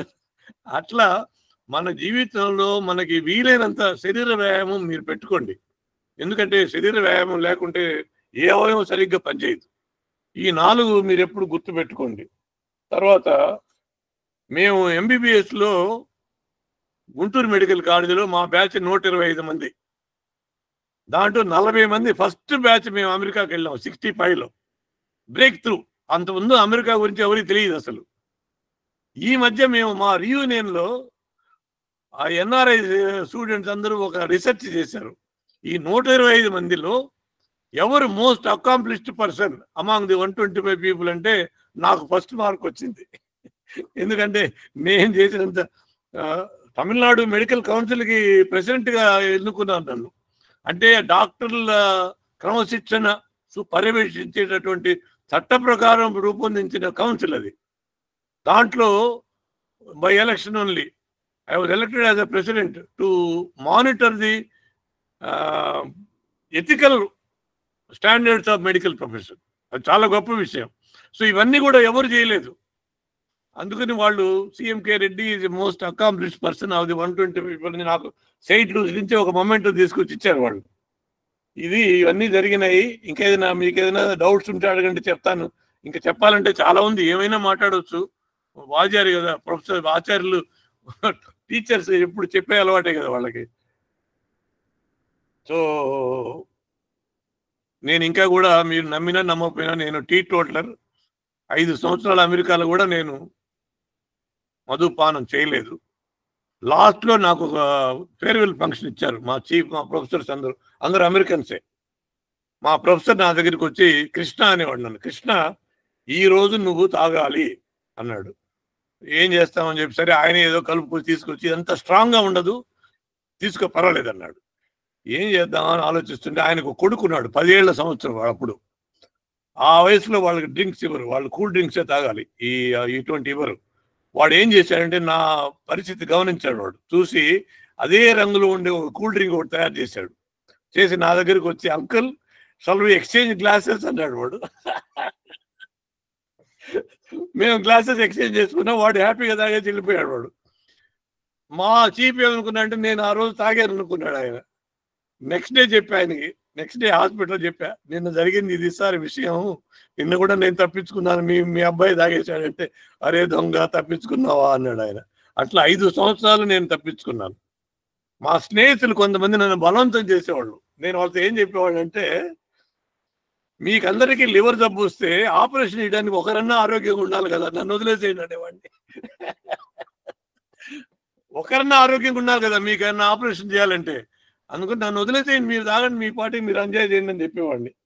ఈ విధంగా నా జీవితం జరిగింది. ఒక చిన్న కుగ్రామంలో వచ్చి ఇంత దూరం ప్రయాణం చేశానంటే అంత దైవ సంకల్పం. మీకు అందరికీ మరొకసారి ఈ అవకాశం ఇచ్చినందుకు, ముఖ్యంగా ఈ రచ్చబండ తెలుగు కూటమి కార్యక్రమానికి అందరికీ వచ్చిన అందరికీ నమస్కారం. మీకు ఏదైనా డౌట్స్ ఉంటే, మీకు ఏదైనా సందేహాలు ఉంటే అడగండి, నాకు తెలిసిన వరకు నేను మీకు చెప్తాను. మధురెడ్డి గారు మాట్లాడండి. నమస్కారం అండి ముద్దుకృష్ణారెడ్డి గారు. నమస్కారం అండి. నేను అమెరికాకు 69లో వచ్చాను. నా వయసు 81 సంవత్సరాలు. ఎంత అండి? 81. నాకన్నా చిన్నోడే. అవును. మీ గురించి నేను 2 సంవత్సరాల క్రితం చదివాను సోషల్ మీడియాలో. ఇక్కడ కలిసినందుకు చాలా సంతోషం. మిమ్మల్ని 2 ప్రశ్నలు అడగదలుచుకున్నాను. చెప్పండి. ఒకటి, యూరోప్ లో 50 దేశాలు ఉన్నాయి. 35 దేశాల జనాభా 1 కోటికి తక్కువ. 20 దేశాల జనాభా 30 లక్షలకు తక్కువ. అయినప్పటికీ వాళ్ళు మాతృభాషలో యూనివర్సిటీ విద్య వరకు మెడిసిన్, ఇంజనీరింగ్ అన్ని చదువుతున్నారు. మన తెలుగు జనాభా 12 కోట్లు. మనం ఎందుకు చదవకూడదు? మన భాషలనే చదివితే ఎక్కువ తొందరగా నేర్చుకోవచ్చు కదా విషయాలు మీరు చెప్పినట్టు. మీరు మొట్టమొదటి అన్నారు మన భాషలో పదజాలం లేదని. కానీ మెడిసిన్ లో ఉన్న పదజాలం ఎక్కువ. గ్రీకు, లాటిన్ పదాలు ఎక్కువ ఉంటాయి. ఇంగ్లీష్ పదాలు కావు, ఫ్రెంచ్ పదాలు కావు. నిజమే నిజమే. మనం కూడా రేపు చైనా అభివృద్ధి అయ్యి సాంకేతికంగా చైనా వాళ్ళు కొత్త పదాలను పుట్టిస్తే మనము పదాలను యథావిధిగా మన భాషలో రాసుకోవచ్చు. గతంలో బంగారయ్య గారు ఒక సూచన చేశారు, ఇతర భాష పదాలు మన భాషలో కానీ దానికి బాగున్న పదం ఉంటే మన పదమే వాడాలి, తప్పక అరువు తెచ్చుకోవాల్సి వస్తే ఆ పదాలను మన భాషలో ఇమిడిపోయేలా మార్చుకోమన్నాడు. దానికి మీకు నేను సమాధానం చెప్తానండి. దానికి 2వ ప్రశ్న అడుగుతాను. దీని సమాధానం చెప్పేస్తాను. మిగతా అన్ని దేశాల్లో కూడా వాళ్ళకి దేశం మొత్తం ఒకటే భాష వాళ్ళకి. మన దేశంలో 150 భాషలు ఉన్నాయి. అది ఆ డిఫరెన్స్ ఫండమెంటల్ గా చాలా డిఫరెన్స్ ఉంది. ఇప్పుడు నేను తెలుగులోనే చదివితే పక్కన తమిళనాడులో కూడా నేను పోయి ప్రాక్టీస్ చేయడానికి కుదరదు నాకు. అది ప్రాబ్లం. అది మొత్తం ఇండియా కానీ ఒక భాష ఉంటే మీరు చెప్పే పాయింట్ కరెక్ట్. మన దేశంలోనే నేను పక్క దేశాన్ని పక్క రాష్ట్రాన్ని పోతే ఐఎమ్ ఏ ఫారినర్. అటువంటి పరిస్థితిలో నాకు తెలుగు చదవాలని ఇంట్రెస్ట్. నేను ఇప్పుడు అమెరికాకంతా పోయి అవన్నీ ఎట్లా నేర్చుకొని రాగలను నేను తెలుగు చదివి ఉంటే. హైయర్ ఎడ్యుకేషన్ మాత్రం మీరు ఇంటర్ఫియర్ కావాకండి. లోయర్ ఎడ్యుకేషన్ వరకు okay. Higher education international language is the best language. అన్ని జర్నల్స్, అన్ని బుక్స్, అన్ని మ్యాగజైన్స్ ఇంగ్లీష్ లోనే ఉంటాయి.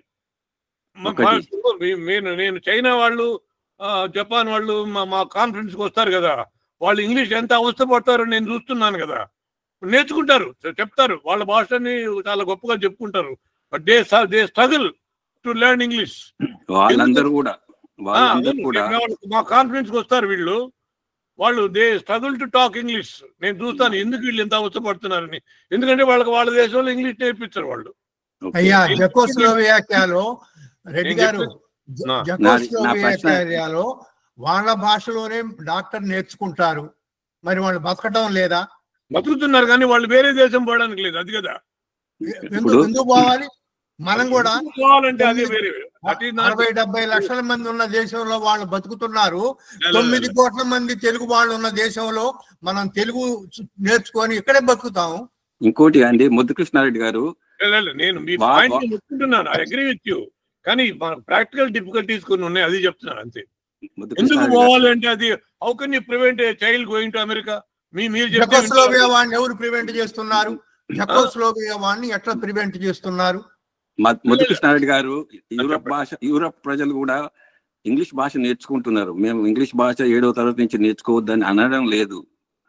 కానీ ఈ మధ్య ఆర్టిఫిషియల్ ఇంటెలిజెన్స్, డిజిటల్ టూల్స్ చాలా వచ్చాయి, సులభం అయిపోయింది నేర్చుకోవడం.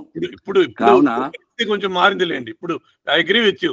ఇప్పుడు కొంచెం ప్రయత్నం చేయొచ్చు, ఎందుకంటే చాలా టెక్నాలజీ చాలా వచ్చేసింది కదా. ఇప్పుడు ఏ లాంగ్వేజ్ అయినా మార్చుకోవచ్చు, ఇమీడియట్ గా మార్చుకోవచ్చు ఏ లాంగ్వేజ్ అయినా. అందుకే మీరు భవిష్యత్తులో మన ఎడ్యుకేషన్ సిస్టమ్ మొత్తం మాతృభాషలో జరగాలని ప్రయత్నం చేయండి. మొత్తం అయితే సెకండరీ ఎడ్యుకేషన్ వరకు అయితే తప్పక కావాలి. ఆ తర్వాత క్రమక్రమంగా ఏపీలోనా మీరు చెప్పేది? అవును, ఏపీలో, తెలంగాణలో. నేను తమిళనాడులో కూర్చొని ఏపీ గురించి మాట్లాడితే ఇక పవన్ కళ్యాణ్ తమిళనాడులో వచ్చి మాట్లాడినట్టు అవుతుంది. ఇక్కడ వాళ్ళంతా అక్కడ సంగతి చూసుకోయా, మా సంగతి నీకెందుకు అన్నారు వాళ్ళు. రెండో ఇష్యూ తెలుగు లిపి సంస్కరణ. మన భాషలో 56 అక్షరాలలో 17 అక్షరాలు ఉన్నాయి, మహాప్రాణాలు అంటారు. ఒత్తు ఖా, ఒత్తు ఘా, ఒత్తు చా.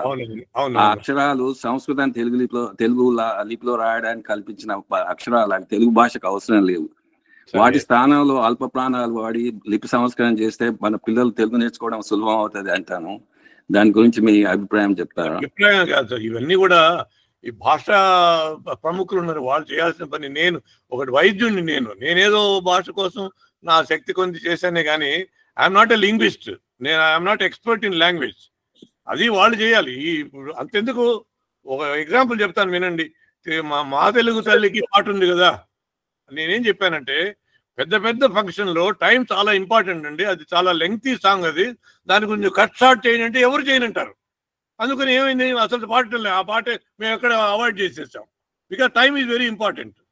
అందరూ గవర్నర్లు, ముఖ్యమంత్రులు వచ్చినప్పుడు 5 minutes ప్రేయర్ పెట్టుకుంటే ఎంత టైం వేస్ట్ అయిపోతుంది, వాళ్ళు మాట్లాడేదానికి ఛాన్స్ లేకుండా పోతుంది. 2 minutes ఉండాలి, ప్రేయర్ అంటే 2 minutes ఉండాలి. సో ఈ చిన్న విషయం కూడా మన ప్రొఫెసర్ చేయనంటారు తెలుగు యూనివర్సిటీ వాళ్ళని అడిగా నేను, కొంచెం మార్చండి సార్, దాన్ని కొంచెం కట్ షార్ట్ చేయండి, దాంట్లో ముఖ్యమైన పంక్తులు మాత్రం తీసుకోండి, అందరం రెగ్యులర్ గా అందరం ఫాలో అవుతాం అంటే అది చేయనంటారు. నేను ఎక్కడ చేస్తాను, అది ఇట్స్ నాట్ మై డ్యూటీ. లిపి సంస్కరణలో కూడా అదే సమస్య అండి. ఈ అనవసర అక్షరాలను తగ్గించామంటే కొంతమంది సంస్కృత ప్రియులు వ్యతిరేకిస్తున్నారు. అదే ఇది what I'm saying is it's not my duty. నేను ఐఎమ్ ఏ వెరీ ఈ రోజు మార్నింగ్ కూడా ఆపరేషన్ చేశాను నేను. I'm a very busy surgeon. నాకు ఏదో దేవుడు ఇచ్చిన శక్తితో కొంత, ఎందుకంటే ప్రభుత్వంతో ఫైట్ చేయాలంటే చాలా నాలెడ్జ్ ఉండాలి, రిసోర్సెస్ ఉండాలి, మనకు చాలా డాక్యుమెంటేషన్ ఉండాలి. సుప్రీంకోర్టులో ప్రభుత్వంతో ఫైట్ చేయాలంటే మీరు ఆలోచించండి, వాళ్ళకి ఎంత మ్యాన్ పవర్ ఉంటుంది వాళ్ళకి. ధన్యవాదాలండి. అవన్నీ అధిగమించి మనం చేయగలిగామంటే.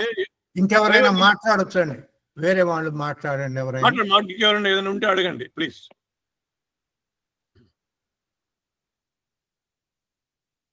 భాను గారు తెలుగు గురించే కాదు, మెడికల్ కూడా అడగండి ఏదైనా మీకు డౌట్స్ ఉంటే. అది వద్దండి, ఇప్పటికే మీరు చాలా కవర్ చేశారు. తెలుగు గురించి మాత్రమే అడగాలి. మీరు చెప్పడం చాలా మీ మెడికల్ ప్రాక్టీస్ గురించి ఎక్కువ చెప్పారండి. ఇక్కడ తెలుగు గురించే మాట్లాడాలి. జోసే గారు, కశ్యప్ గారు. సార్ నేను సుధారాణి సార్. చెప్పమ్మా. ఆమె గారు చివరిలో ధన్యవాదాలు చెప్తుందిలేండి, లేకపోతే చెప్పు తల్లి, తర్వాత ప్రశ్నలు వేస్తారు. వారికి ధన్యవాదాలు చెప్పమ్మా. ధన్యవాదాలు చివరిలోనే చెప్తాను సరే, సార్. వైద్యం గురించి చెప్పారు. ఒక చిన్న ప్రశ్న అడుగు తల్లి, ఇప్పుడే అడుగు. చెప్పారు సార్, చాలా వరకు అంటే మాతృభాషలో నేర్చుకోవాలి అనేసి చెప్తే అందుకు వైద్య వృత్తిలో ఇది కొంచెం కష్టతరం అన్నారు. ఎందుకంటే చాలా వరకు రెఫరెన్స్ పుస్తకాలన్నీ కూడా ఇతర భాషల్లో ఉన్నాయి. వాటికి కొంచెం కష్టతరం అవుతుందేమో పూర్తిగా వైద్య శాస్త్రాన్ని మాతృభాషలోకి మార్చితే అనేది ప్రధాన సమస్యగా ఉంది సార్. దానిపైన మీ స్పందన చెప్పండి. కరెక్ట్ అండి. ఇప్పుడు వైద్యమే కాదు, లా తీసుకోండి. ఫర్ ఎగ్జాంపుల్, లా మీరు తెలుగులో నేర్పిస్తే can you become supreme court advocate? ఇవన్నీ ప్రాబ్లమ్స్, ప్రాక్టికల్ ప్రాబ్లమ్స్ ఉన్నాయి.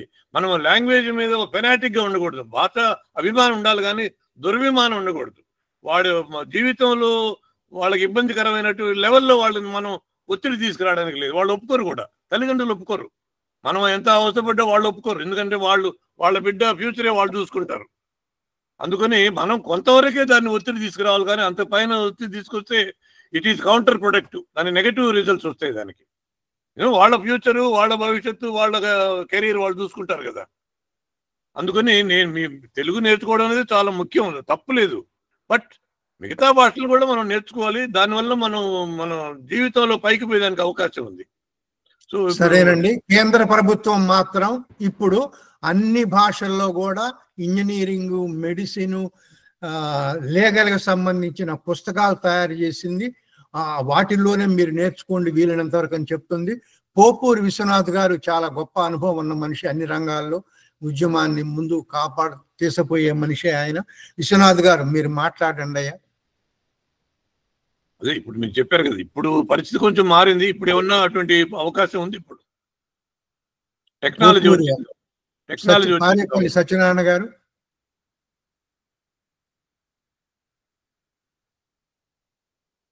కశ్యప్ గారు, మీరు తెలుగు గురించి 2 మాటలు చెప్పండి. ఏమన్నా వీరి దగ్గర కూడా అడగండి. అయ్యో, 76 ఏళ్ళు. భాను గారు, ఆనంద నాయుడు గారు. డాక్టర్ గారు నమస్కారం అండి. నమస్కారం అండి.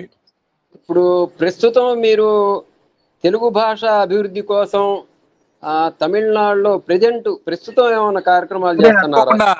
హలో, వినపడుతుంది అన్నమాట. వేరే వాళ్ళు మాట్లాడతారు, కొద్దిగా ఆగండి కశ్యప్ గారు. మళ్ళీ అడగండి మీ క్వశ్చన్ ప్లీజ్. అదేనండి, అంటే ఇప్పుడు నేను కొంచెం హలో వినపడుతుంది అన్నమాట. ఒకరు మాట్లాడండి ఎవరన్నా. కశ్యప్ గారు ఒక్క నిమిషం ఆగండి. సత్యనారాయణ గారు మీరు మాట్లాడండి. డాక్టర్ గారు నమస్కారం. నా పేరు పారేపల్లి సత్యనారాయణ అండి. మీరు ప్రస్తుతం తెలుగు భాష అభివృద్ధి కోసం అక్కడ మీ ప్రాంతంలో ఏమన్నా కార్యక్రమం? అయ్యో, మళ్ళీ ఆగిపోయిందండి. సరే, వారు చేస్తున్నారు, గమ్మత్ అది. ఇప్పుడు కూడా చేస్తూనే ఉన్నారు. ఇప్పుడు కూడా ఇప్పుడు చేయకపోతే ఏమవుతుందంటే సుప్రీంకోర్టు ఆర్డర్ వీడు సరిగ్గా అమలు చేయటం లేదు. దాని గురించి ఇంకా కూడా మనం ప్రయత్నం చేస్తున్నాం. గవర్నర్ నోటీస్ తీసుకెళ్ళాం. అంత తేలిగ్గా వదిలిపెట్టాం. వాళ్ళకి అర్థమైపోయింది. వీళ్ళు అంత తేలిగ్గా వదిలిపెట్టని వాళ్ళకి అర్థమైపోయింది. ఇప్పుడు కొంచెం దిగి వస్తున్నారు వాళ్ళు. లేకపోతే దాంట్లో ఎక్కడన్నా లూప్ హోల్స్ ఉంటే ఆ విధంగా ట్రబుల్ ఇవ్వడానికి ట్రై చేస్తున్నారు వాళ్ళు. సో అంత సుప్రీంకోర్టు ఆర్డర్తో అయిపోలే. కరెక్ట్గా అది ఇంకా దాన్ని మనం అనుకున్న ప్రకారం అమలు చేయటం లే వాళ్ళు. అది ఇంకా కూడా దాన్ని ఫాలో అప్ చేస్తున్నాం. ఇంకోటి ఏంటంటే, ఇంకో ముఖ్యమైన సమస్య ఒకటి నేను ఐఎమ్ గోయింగ్ టు టేకప్. ఇది కొంచెం పరిష్కారం అయిన తర్వాత దాని జోలికి పోదాం అనుకున్నాం. మనకేంటంటే ఈ సెన్సస్ లో మన ఫిగర్స్ సరిగ్గా రావటం లేదు. వాళ్ళు దాన్ని గోల్మాల్ చేసి మనం 27% ఉంటే వాళ్ళు 8% గానే చూపిస్తున్నారు. అది అందరూ తెలుసు, అది తప్పని అందరూ తెలుసు, కానీ ఎవరు ఏం చేయలేకపోతున్నారు.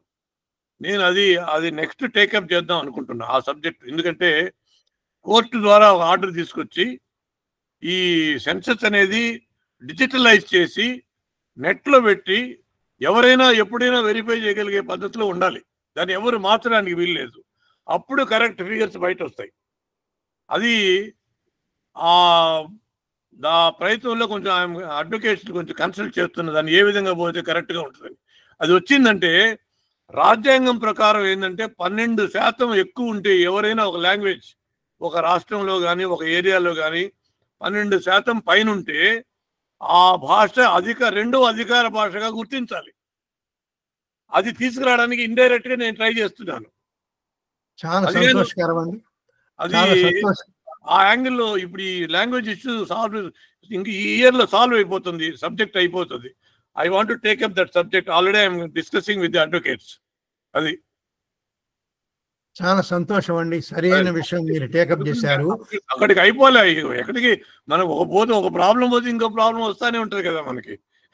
మన చివరి శ్వాస వరకు మనం ఏదో చేస్తానే ఉండాలి. తమిళనాడు ప్రభుత్వం సెన్సస్ లో ఇంటి పేరు రాయవద్దని ఆర్డర్ ఇచ్చిందండి. ఆ రాసేవాడు వచ్చి తండ్రి పేరు చెప్పి మళ్ళీ ఇంటి పేరు చెప్తే మీ అమ్మకి 2 మొగుళ్ళ అంటున్నారు వాళ్ళు. అది మీరు గట్టిగా పట్టుకొని రాలేదండి, మా నోటీస్ రాలే ఆ విషయం. లేదు, I don't think they can. Name అనేది ఒక వ్యక్తిగతమైన విషయం, ఎవరు దాన్ని కమాండ్ చేయలేరు. అట్లా ఎవరు చూడండి, మీరు కనుక్కోండి. ప్రభుత్వం ఆదేశం ఇచ్చింది ఇంటి పేరు అయ్యొద్దని. వాడి లక్షణం. ఓకే, మీరు చెప్పింది కరెక్ట్ అయితే నేను వెరిఫై చేస్తాను. పేరు అనేది వ్యక్తిగతం. అది ఎవరు కూడా ఈ పేరు మీరు పెట్టుకోండి అని ఎవరు ఫోర్స్ చేసేది ఎక్కడ ఒప్పుకోదు. అది they cannot direct what name I should have. మీకున్న పేరుని మార్చమంటం లేదండి, మీ ఇంటి పేరు రాయరు అంతే. ఇంటి పేరు తెలుగువాడి లక్షణం, అది లేకుండా చేద్దాం అని వాళ్ళ ప్రయత్నం. మీరు కనుక్కోండి, అసలు మీరు చెప్తారు. ఇకపోతే కశ్యప్ గారు మాట్లాడండి. ఏదో చేస్తూనే ఉంటారు వీళ్ళు.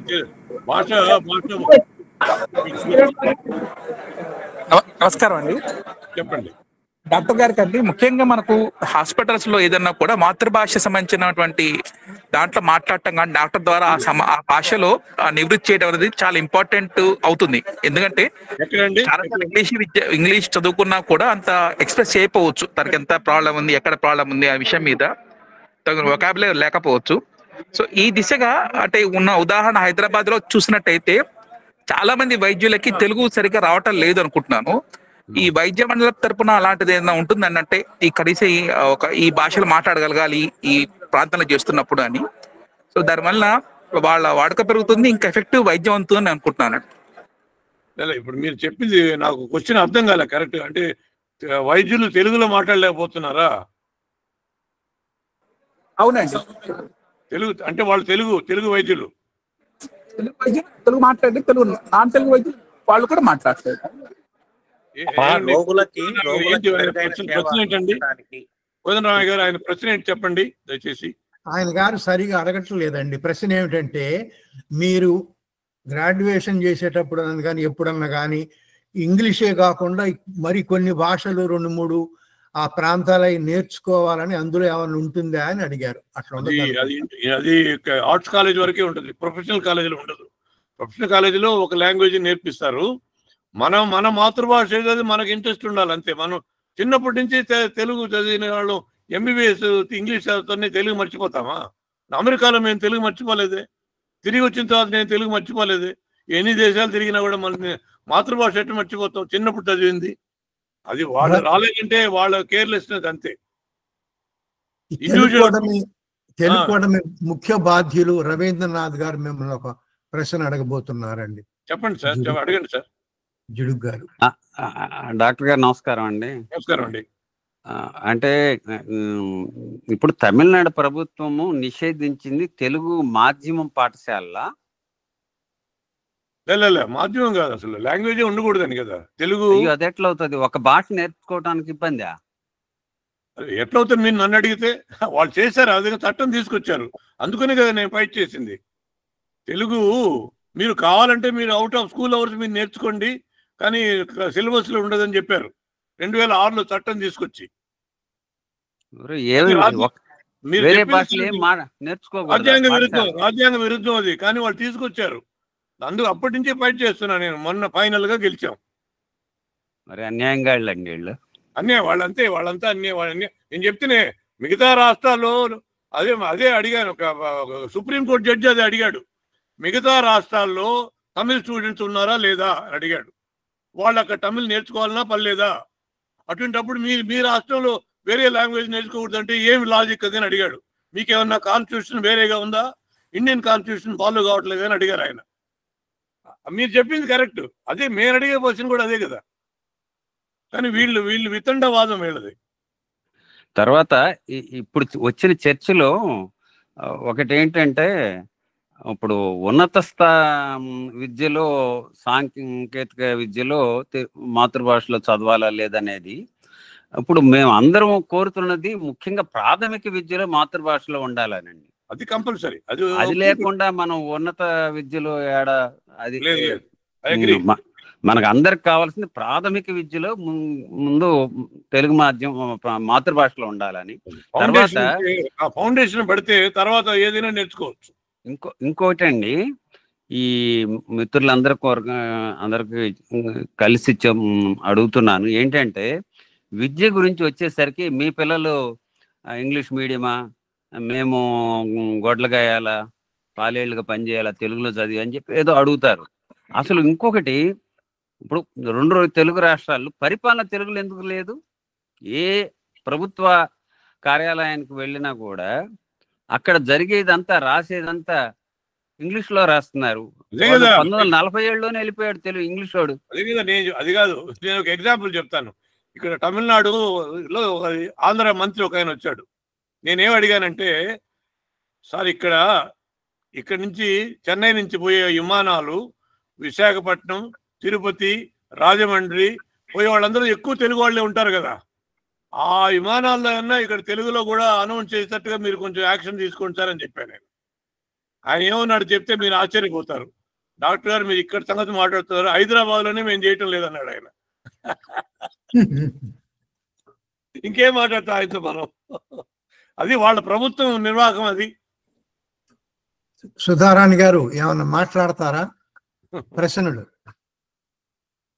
సుధారాణి గారు. మాట్లాడతాను సార్, నాకు ఒక 2 నిమిషాలు అవకాశం ఇస్తే మాట్లాడతాను. మాట్లాడమ్మా. ఇందాక మీరు చెప్పారు, ఇక్కడ చాలా వరకు సందేహాలు వ్యక్తం చేశారు.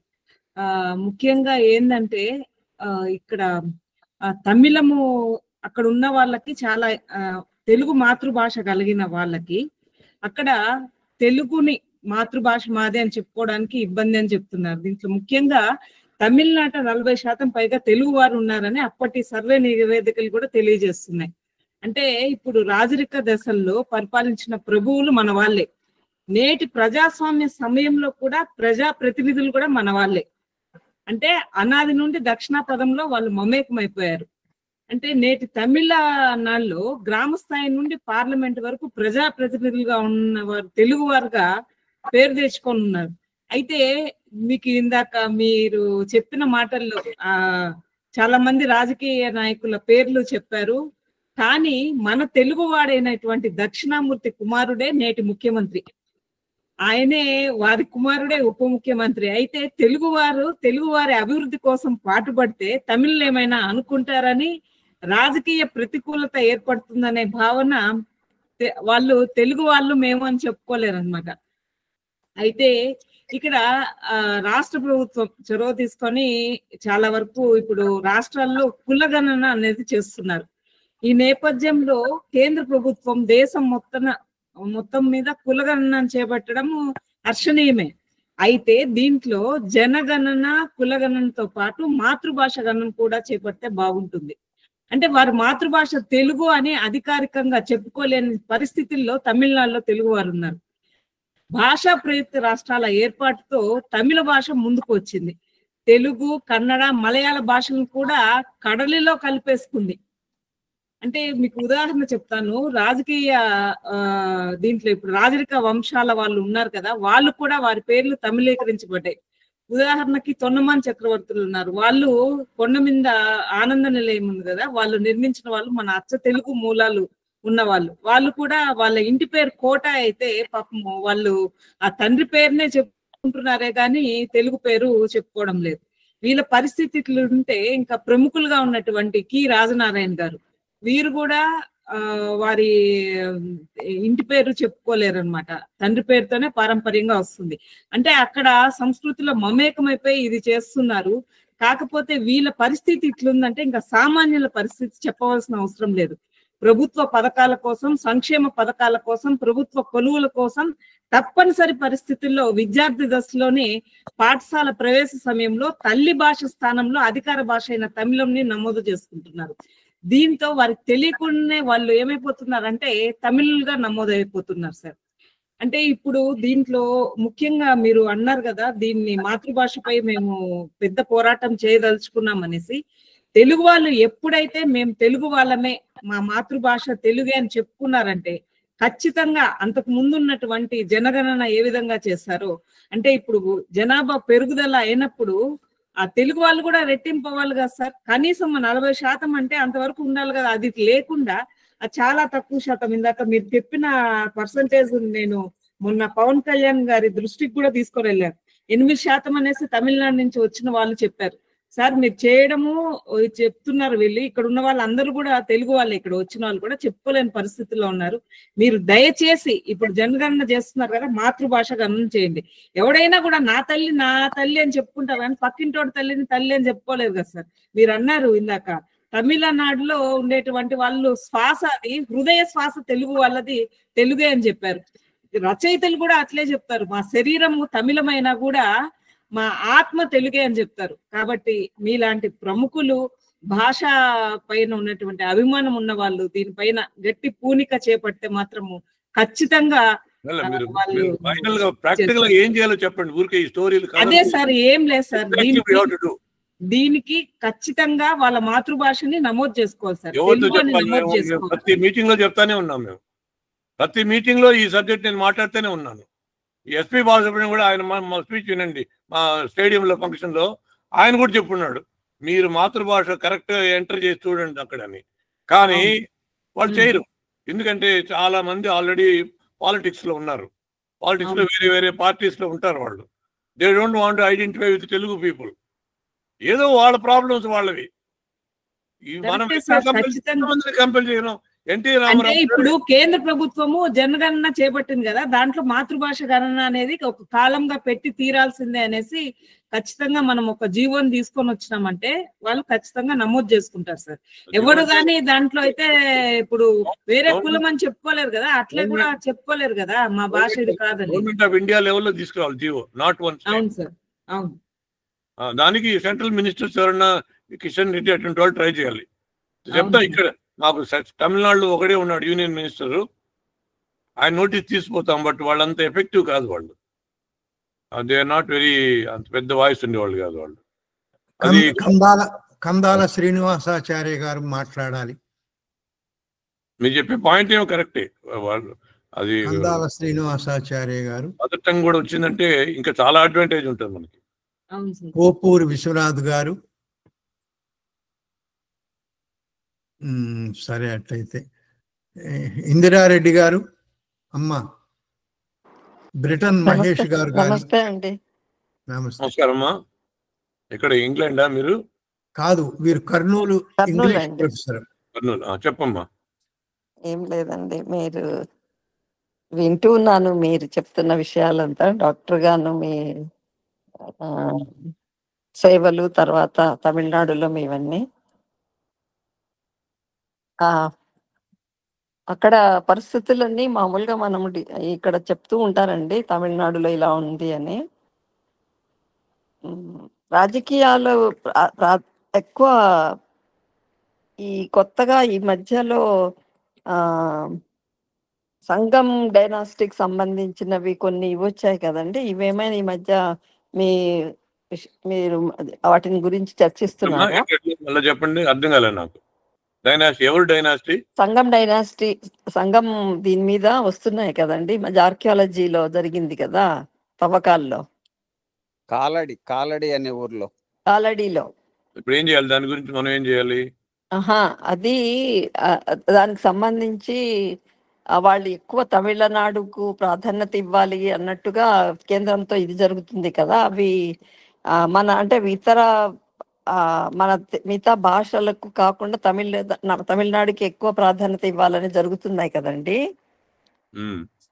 తెలియదు, నాకు తెలియదు, ఐడియా లేదు నాకు. అవునా, అది ఎక్కువ వార్తల్లో అది వస్తుందండి ఈ మధ్య. తమిళనాడు యొక్క తమిళకు ప్రాధాన్యత గురించి స్టాలిన్ గారు ఎక్కువ అది న్యాయమే కదా. మీ కోరిక చెప్పండి, మీరు అడిగేది ఏంటో చెప్పండి, పాయింట్ కరెక్ట్ చెప్పండి. మేము దాంట్లో ఏం చేయాలి చెప్పండి.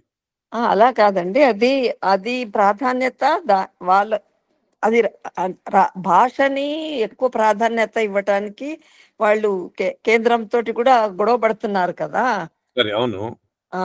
అంటే అంత ప్రాధాన్యత భాషకు పక్షపాతం తోటి తీసుకోవటం న్యాయమైందేనా? వాళ్ళు గొడవ పడేదానికి వేరే కారణం ఉంది, అది బయట చెప్పరు వాళ్ళు. వాళ్ళు హిందీకి వ్యతిరేకం. హిందీ వస్తే సెంట్రల్ నార్త్ ఇండియన్ డామినేషన్ వస్తే భయం వాళ్ళకి. ఆ మాట చెప్పలేరు. చెప్పకుండా మాకు మూడో లాంగ్వేజ్ వద్దన్నారు. ఇప్పుడు దొరికిన అక్కడ దొరికిన కొన్ని అవశేషాల్లోంచి వాళ్ళు తమిళ భాషకు మూలము అనే చెప్తున్నారు. అదే ప్రాతిపదిక మీద దాన్ని చూపించాలని కేంద్రం మీద ఒత్తిడి తీసుకొస్తున్నారు వాళ్ళు. అంటే మీరు ప్రశ్న చెప్పడం లేదు, ఆ మాటలే ప్రతిసారి అంటున్నారు అంతే తప్ప. అంటే అంత ఎక్కువగా భాషాభిమానము అంత తీవ్రమైన స్థాయిలో ఉంది కదండి అని అడుగుతున్నాను నేను. చెప్పాను కదమ్మా, వాళ్ళ భాష ఇక్కడ తమిళ గురించి మాట్లాడకపోతే నువ్వు దేశద్రోహి, యువర్ ఎ ట్రైటర్. అందుకని అందరూ కూడా మా మీటింగ్స్ కూడా తమిళ తాయవారితోనే స్టార్ట్ చేస్తాం, మేము తమిళ ప్రార్థనతోనే స్టార్ట్ చేస్తాం. ఎందుకంటే ఎందుకు మళ్ళీ దాన్ని పొలిటికల్ గా మనం వాళ్ళకి వ్యతిరేకించాల్సిన అవసరం ఏంటి? రేపు వాళ్ళ దగ్గరికి ఏదైనా పని ఉండి పోవాలి కదా. అందుకని భాష మనకి ఇంట్రెస్ట్ ఉన్నంత మాత్రాన ఇతర భాషలు మనం ద్వేషించకూడదు కదా.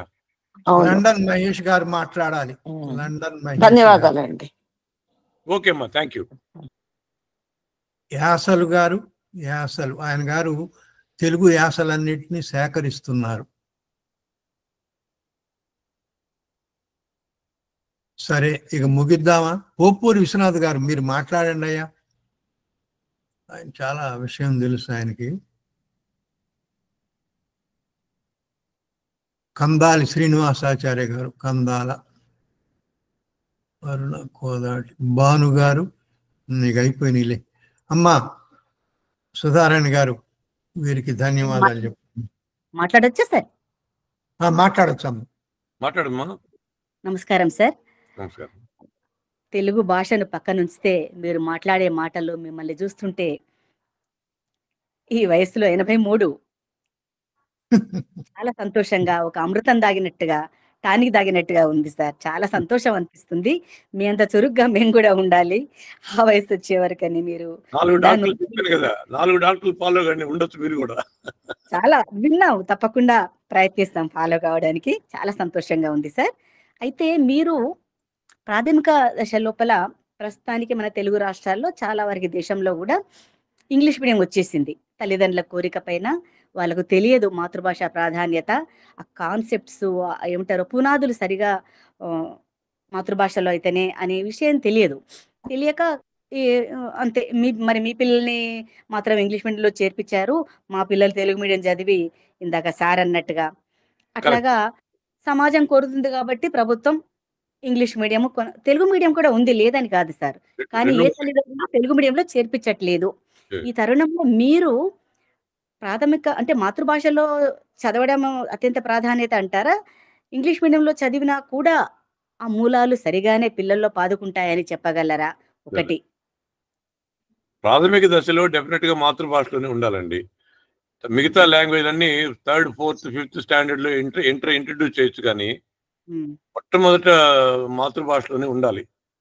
అది ఈవెన్ మన నూతన జాతీయ విధానంలో కూడా వాళ్ళు కంపెల్ చేయలేదు, కానీ వాళ్ళు అడ్వైజ్ చేశారు.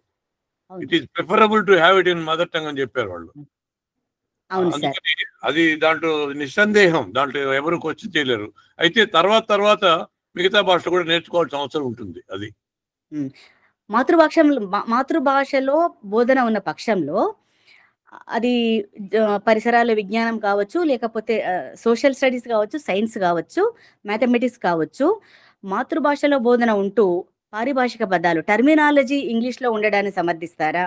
మనం తెలుగులో తర్జుమా చేసుకున్నాము, డైజెస్టివ్ సిస్టమ్ అంటే జీర్ణ వ్యవస్థ అని. నిజం చెప్పాలంటే నా ఉద్దేశంలో తెలుగులో పదాలు ఏమో మరి ఇంగ్లీష్ ఈజీ ఏమో, రేపటి నాడు ఎలాగో మనం ఒక గ్లోబల్ లాంగ్వేజ్ గా, ఒక కామన్ లాంగ్వేజ్ చేసినప్పుడు టర్మినాలజీ ఇంగ్లీష్లో ఉంటూ మీడియం ఆఫ్ ఇన్స్ట్రక్షన్ తెలుగులో ఉండడం బాగుంటదేమో అనే దాన్ని మీరేమంటారు?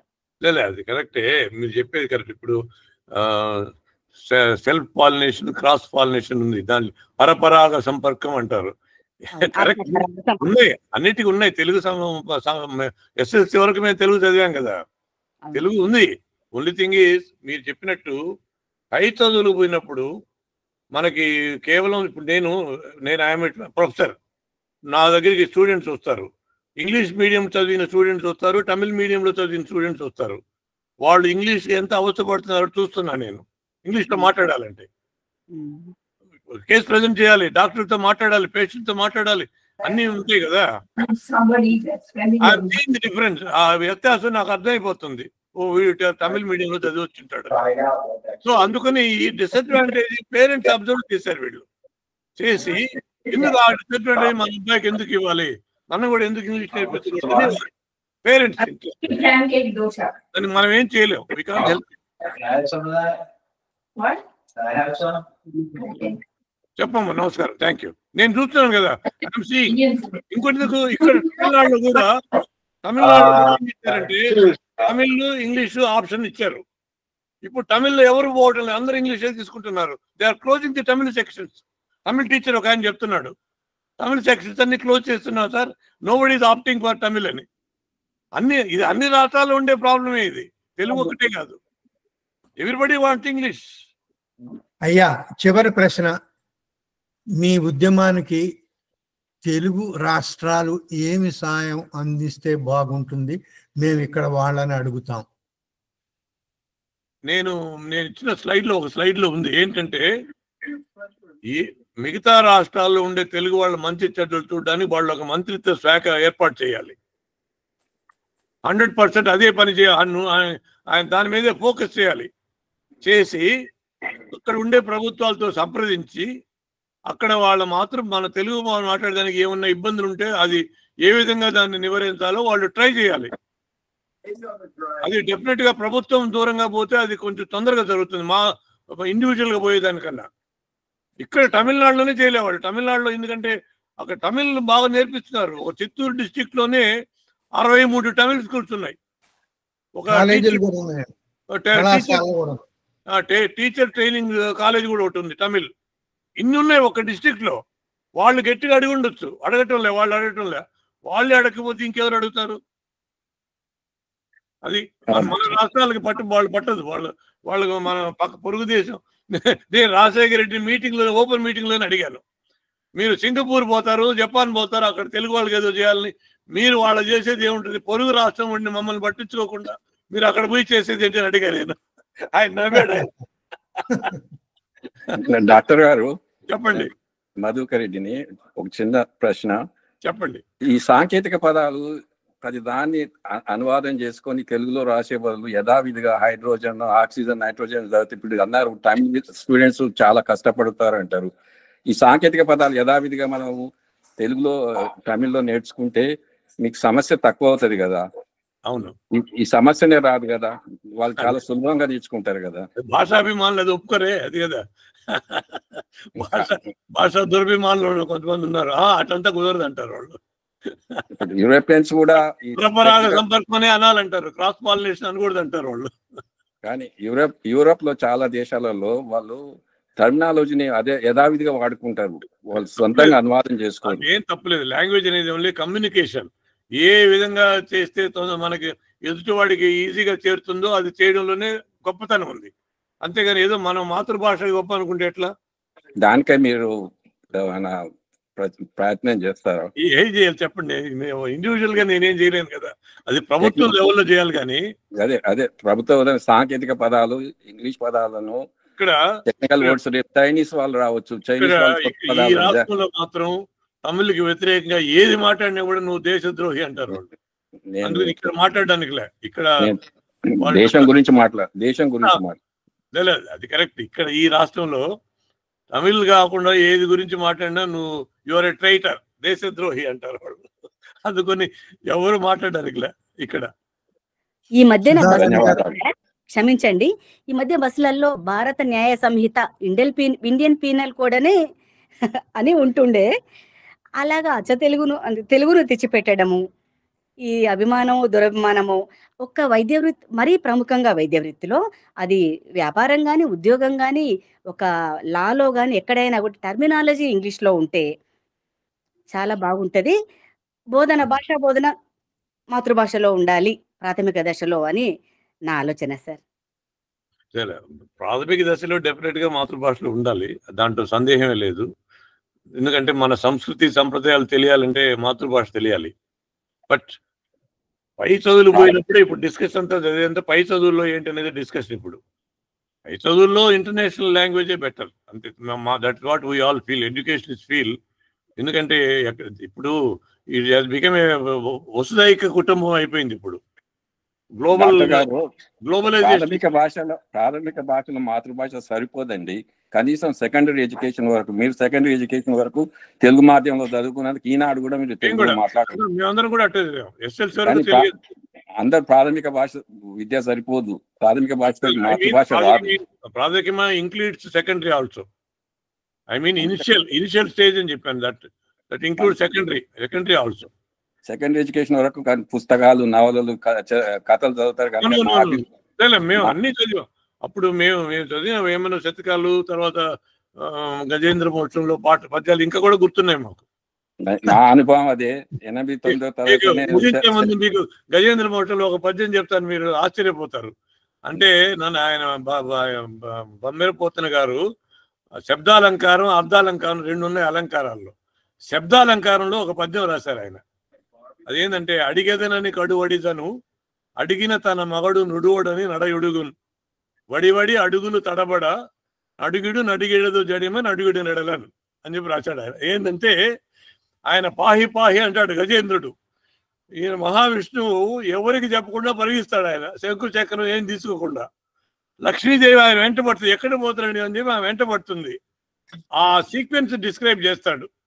ఎక్కడికి పోతున్నా అడుగుతానని చెప్పి కొంచెం స్పీడ్గా పోతాడు. అడిగాడు కదని కడు వడిదను, అడిగిన తన మగడు నుడువడు అడిగిన, ఇప్పుడు అడిగినా కూడా చెప్పడం చెప్పి మళ్ళీ స్లో అవుతుందంట. అట్లా ఫాస్ట్గా స్లోగా పోతుందంట ఆమె. అది డిస్క్రైబ్ చేస్తాడు ఆయన.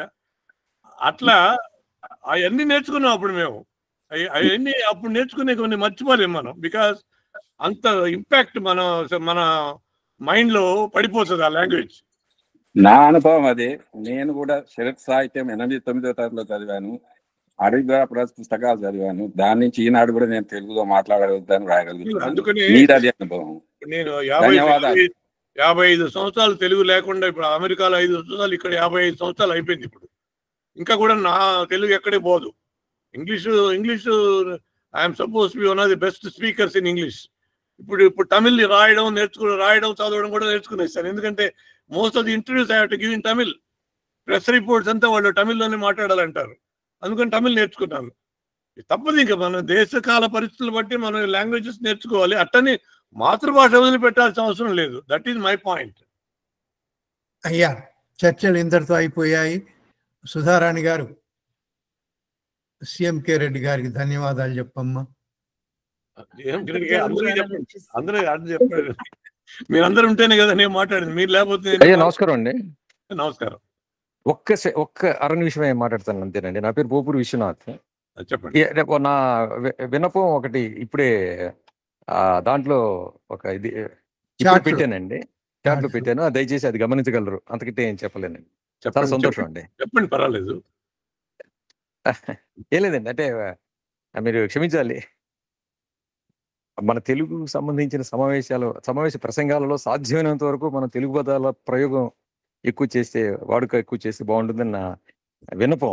అదొక్కటి చెప్దామనే చేశాను. కరెక్ట్. అంటే ఇప్పుడు నేను మళ్ళా చెప్తున్నాను, తెలుగులో మాట్లాడేది ముఖ్యమా లేదు తెలుగు వాళ్ళ సమస్యలు మనం పరిష్కారం చేసేది ముఖ్యం అనేది పాయింట్ అక్కడ. ఆ రెండింటికి వైరుధ్యం ఏమి లేదండి, ఆ రెండింటికి వైరుధ్యం లేదు, మీరు దాని వైరుధ్యం చూపిస్తున్నారు. అట్ట కాదు. ఇప్పుడు ఫర్ ఎగ్జాంపుల్ తెలుగులో మాట్లాడుతూ తెలుగు కోసం పనిచేయొచ్చు, ఆంగ్లంలో మాట్లాడితేనే తెలుగు కోసం పనిచేయగలుగుతాం అనేది అబద్ధం. తమిళనాడులో కరెక్ట్ మీరు చెప్పేది కరెక్ట్. తమిళనాడులో సదరన్ సైడ్ పోతే మదురై కోయంబత్తు ఆ వైపు అయిపోతే అందరూ తెలుగు మదర్ టంగే, ఇంట్లో తెలుగు మాట్లాడతారు కానీ వాళ్ళు తెలుగు రాయలేరు చదవలేరు. బయటకు వస్తే తమిళే మాట్లాడతారు వాళ్ళు. సో వీళ్ళని ఏమడుగుతాం మనం?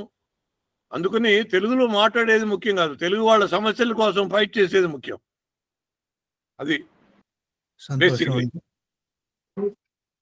అంటే నేను చెప్పింది అన్య భాషల ప్రయోగం గురించి కాదండి, ఆంగ్ల భాష ప్రయోగం తగ్గించుకుంటే బాగుంటుంది వ్యక్తిగత అభిప్రాయం, అంతకంటే ఏం లేదండి.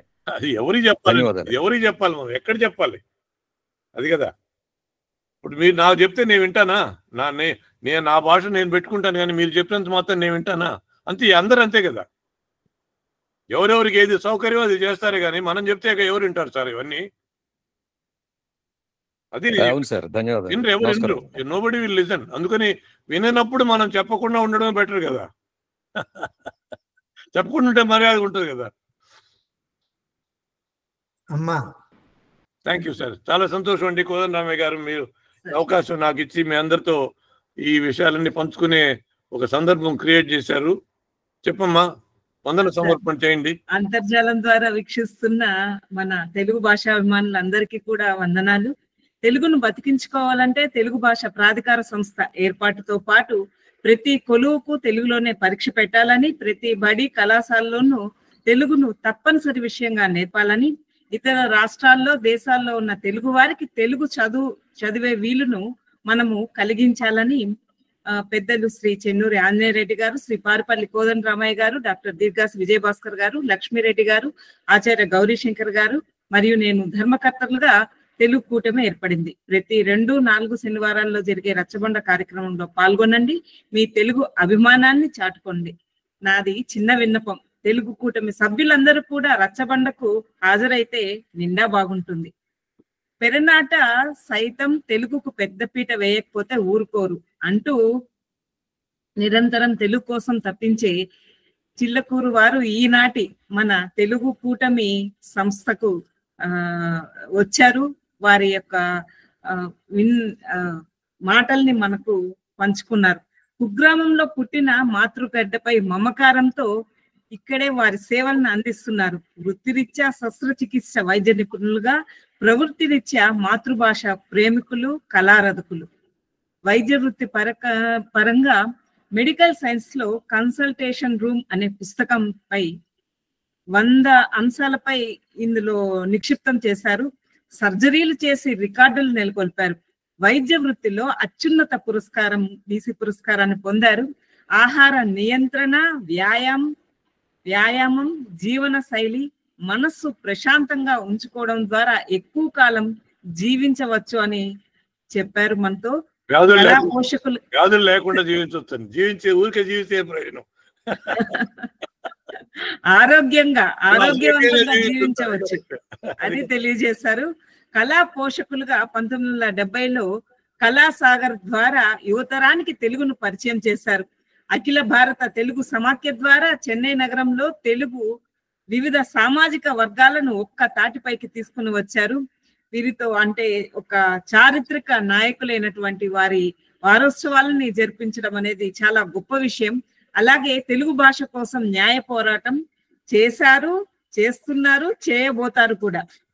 ఇకపోతే వివిధ ముఖ్యమంత్రులకు, రాజకీయ నాయకులకు విన్నపాలు తీసుకొని వెళ్లి వారిపై ఒత్తిడులు తీసుకొని వచ్చారు. వాటికి పరిష్కారాలను కూడా సూచించారు. మాతృభాష తెలుగులో చదివి వైద్య వృత్తిలో ప్రఖ్యాతిగాంచారు. అందుకు ప్రత్యక్ష ఉదాహరణ మన సిఎంకే రెడ్డి గారే. వీరిలో ఉండేటువంటి ప్రత్యేకత ఏమిటంటే అంటే వారి పుట్టినరోజును తెలుగు భాష మాతృ దినోత్సవం, తెలుగు భాష మాతృ దినోత్సవం నాడు జరుపుకోవడం విశేషం. సార్ మేము తడబడిపోతున్నాం సార్, ఎందుకు నేను మాతృభాష సంరక్షణ దినోత్సవంగా జరుపుకోవడం అనేది చాలా విశేషం. தாய்மொழி பாதுகாப்பு நாள் అంటారు తమిళ్లో. అది చాలా గొప్ప విషయము. అయ్యా వారిని మాట్లాడినవ్వండి, తర్వాత మీరు చెప్పండి. మీ అమూల్యమైన సమయాన్ని మా కోసం వెచ్చించి మేము అడిగినటువంటి ఎన్నో ప్రశ్నలకి కూడా మీరు సందేహాలు తీర్చారు. అయితే ఇక్కడ చివరిగా నాది ఒక చిన్న సందేహం సార్. ఏంటంటే ఇప్పుడు చాలా వరకు వైద్య వృత్తిలో ఉన్న వాళ్ళు వివిధ రాష్ట్రాలకు కానీ విదేశాలకు వెళ్ళినప్పుడు భాషా సమస్యని ఎదుర్కొంటున్నారు. అంటే అక్కడ స్థానికంగా ఉండేటువంటి పేషెంట్లు వాళ్ళు మాట్లాడేటువంటి భాషని వీళ్ళు అర్థం చేసుకోలేకపోతున్నారు. అవి తెలుగులో రాస్తే చాలా ఇదిగా ఉంటుంది అనేసి కొందరు ఒత్తిడి తీసుకొని వచ్చి వారి భాషలో రాసినా కూడా ఆ ప్రిస్క్రిప్షన్ లో వాళ్ళు అర్థం చేసుకోలేకపోతున్నారు. అటువంటప్పుడు వారికి చిత్ర గీతాల ద్వారా, అంటే ఇప్పుడు పొద్దున మా అమ్మాయి కూడా డాక్టర్ వృత్తిలో కొనసాగుతుంది కాబట్టి చెప్తున్నాను, వాళ్ళకి తెలుగులో రాసినా కూడా వాళ్ళకి చదవడం రాయడం రాకపోవడం కారణంగా అమ్మ ఇది ఎట్లా మాకు అర్థం కావడం లేదంటే, పొద్దున ఒక మాత్ర బిళ్ళ వేసుకోవాలా, మధ్యాహ్నము సాయంత్రం అనేదానికి గీతలు గీసిందంటే సూర్యోదయాన్ని, తర్వాత సూర్యుడు ఉదయించడాన్ని, మళ్ళీ రాత్రికి చంద్రుడి బొమ్మ వేసి చెప్పింది అనమాట. అట్లా మీరు ఏదైనా ఇప్పుడు చెప్పారు కదా వైద్య వృత్తిలో కూడా మేము ఇట్లా పుస్తకాలు తీసుకొని వచ్చాం, ఇవన్నీ కూడా మీరు ఈసారి ఒక ఇప్పుడు ఉన్న పుస్తకం అయితే నాకు తెలిసి లఘు గ్రంథం అనుకుంటున్నాను, బృహత్ గ్రంథంగా తీసుకొని రావాలి. అంటే చాలా వరకు వైద్య రంగంలో ఆ పేర్లను అలాగే ఉంచుతున్నారు సార్. కార్డియాలజీ అని అన్నప్పుడు దాన్ని అలాగే పెడుతున్నారు. దానికి ఏ మాతృభాషలో ఉన్నా కూడా ఆ భాషలో వచ్చేటట్టు తమిళనాడులో ఏమన్నా కృషి జరిగిందా? కార్డియాలజీ అంటే గుండె చికిత్స విభాగము చేస్తున్నారు. ఇక్కడ తెలుగు రాష్ట్రాల్లో లేదు సార్. అది అదే విధంగా తెలుగులో దాన్ని పెట్టేస్తున్నారు అనమాట. కార్డియాలజీ అని, తర్వాత వచ్చి సైకాలజీ అని, వీటిని అలాగే పదాలని తీసుకొని వస్తున్నారు అనమాట.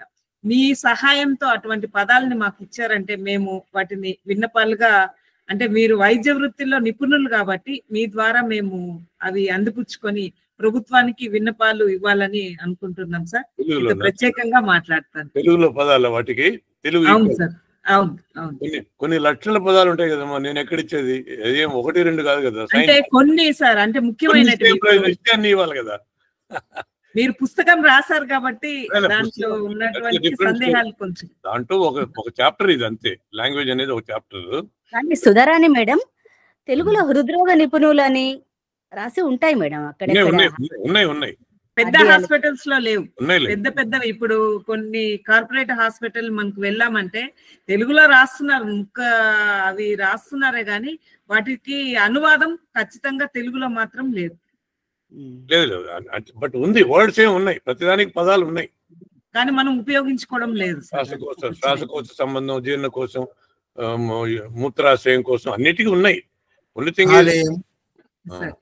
ఇంకా ముగింపు వాక్యాలకి చివర్లో ఒక్క మాట చెప్పి ముగిస్తున్నాం సార్. మీరు తప్పకుండా ఈ మాతృభాష గురించి, అంటే తమిళనాడులో ఉన్నారు కాబట్టి అక్కడ తెలుగు వాళ్ళ యొక్క పరిస్థితిని మీరు అర్థం చేసుకొని ఖచ్చితంగా మాతృభాషని నమోదు చేపిస్తే తెలుగు అని అంటే ఖచ్చితంగా మన బలాన్ని మనము నిరూపించుకున్న వాళ్ళము అవుతాం. అంటే మీరు అన్నట్టు రెండవ భాషగా తెలుగు భాషను ఖచ్చితంగా అక్కడ అమలు చేయడానికి దానంతటా అదే వచ్చేస్తుంది అనమాట. అంటే బడుల్లో కళాశాలలో కూడా తెలుగు వచ్చేస్తుంది. నా రెండో అజెండా అదే. ఇప్పుడు ఇది అయిన తర్వాత, ఈ లాంగ్వేజ్ అయిన తర్వాత చూద్దాం, దైవ నిర్ణయం ఎలా ఉందో చూద్దాం, దైవ సంకల్పం. మరొకసారి ధన్యవాదాలు కోదండరామయ్య గారు, రామప్రసాద్ గారు. కార్యక్రమం ముగిస్తున్నాం.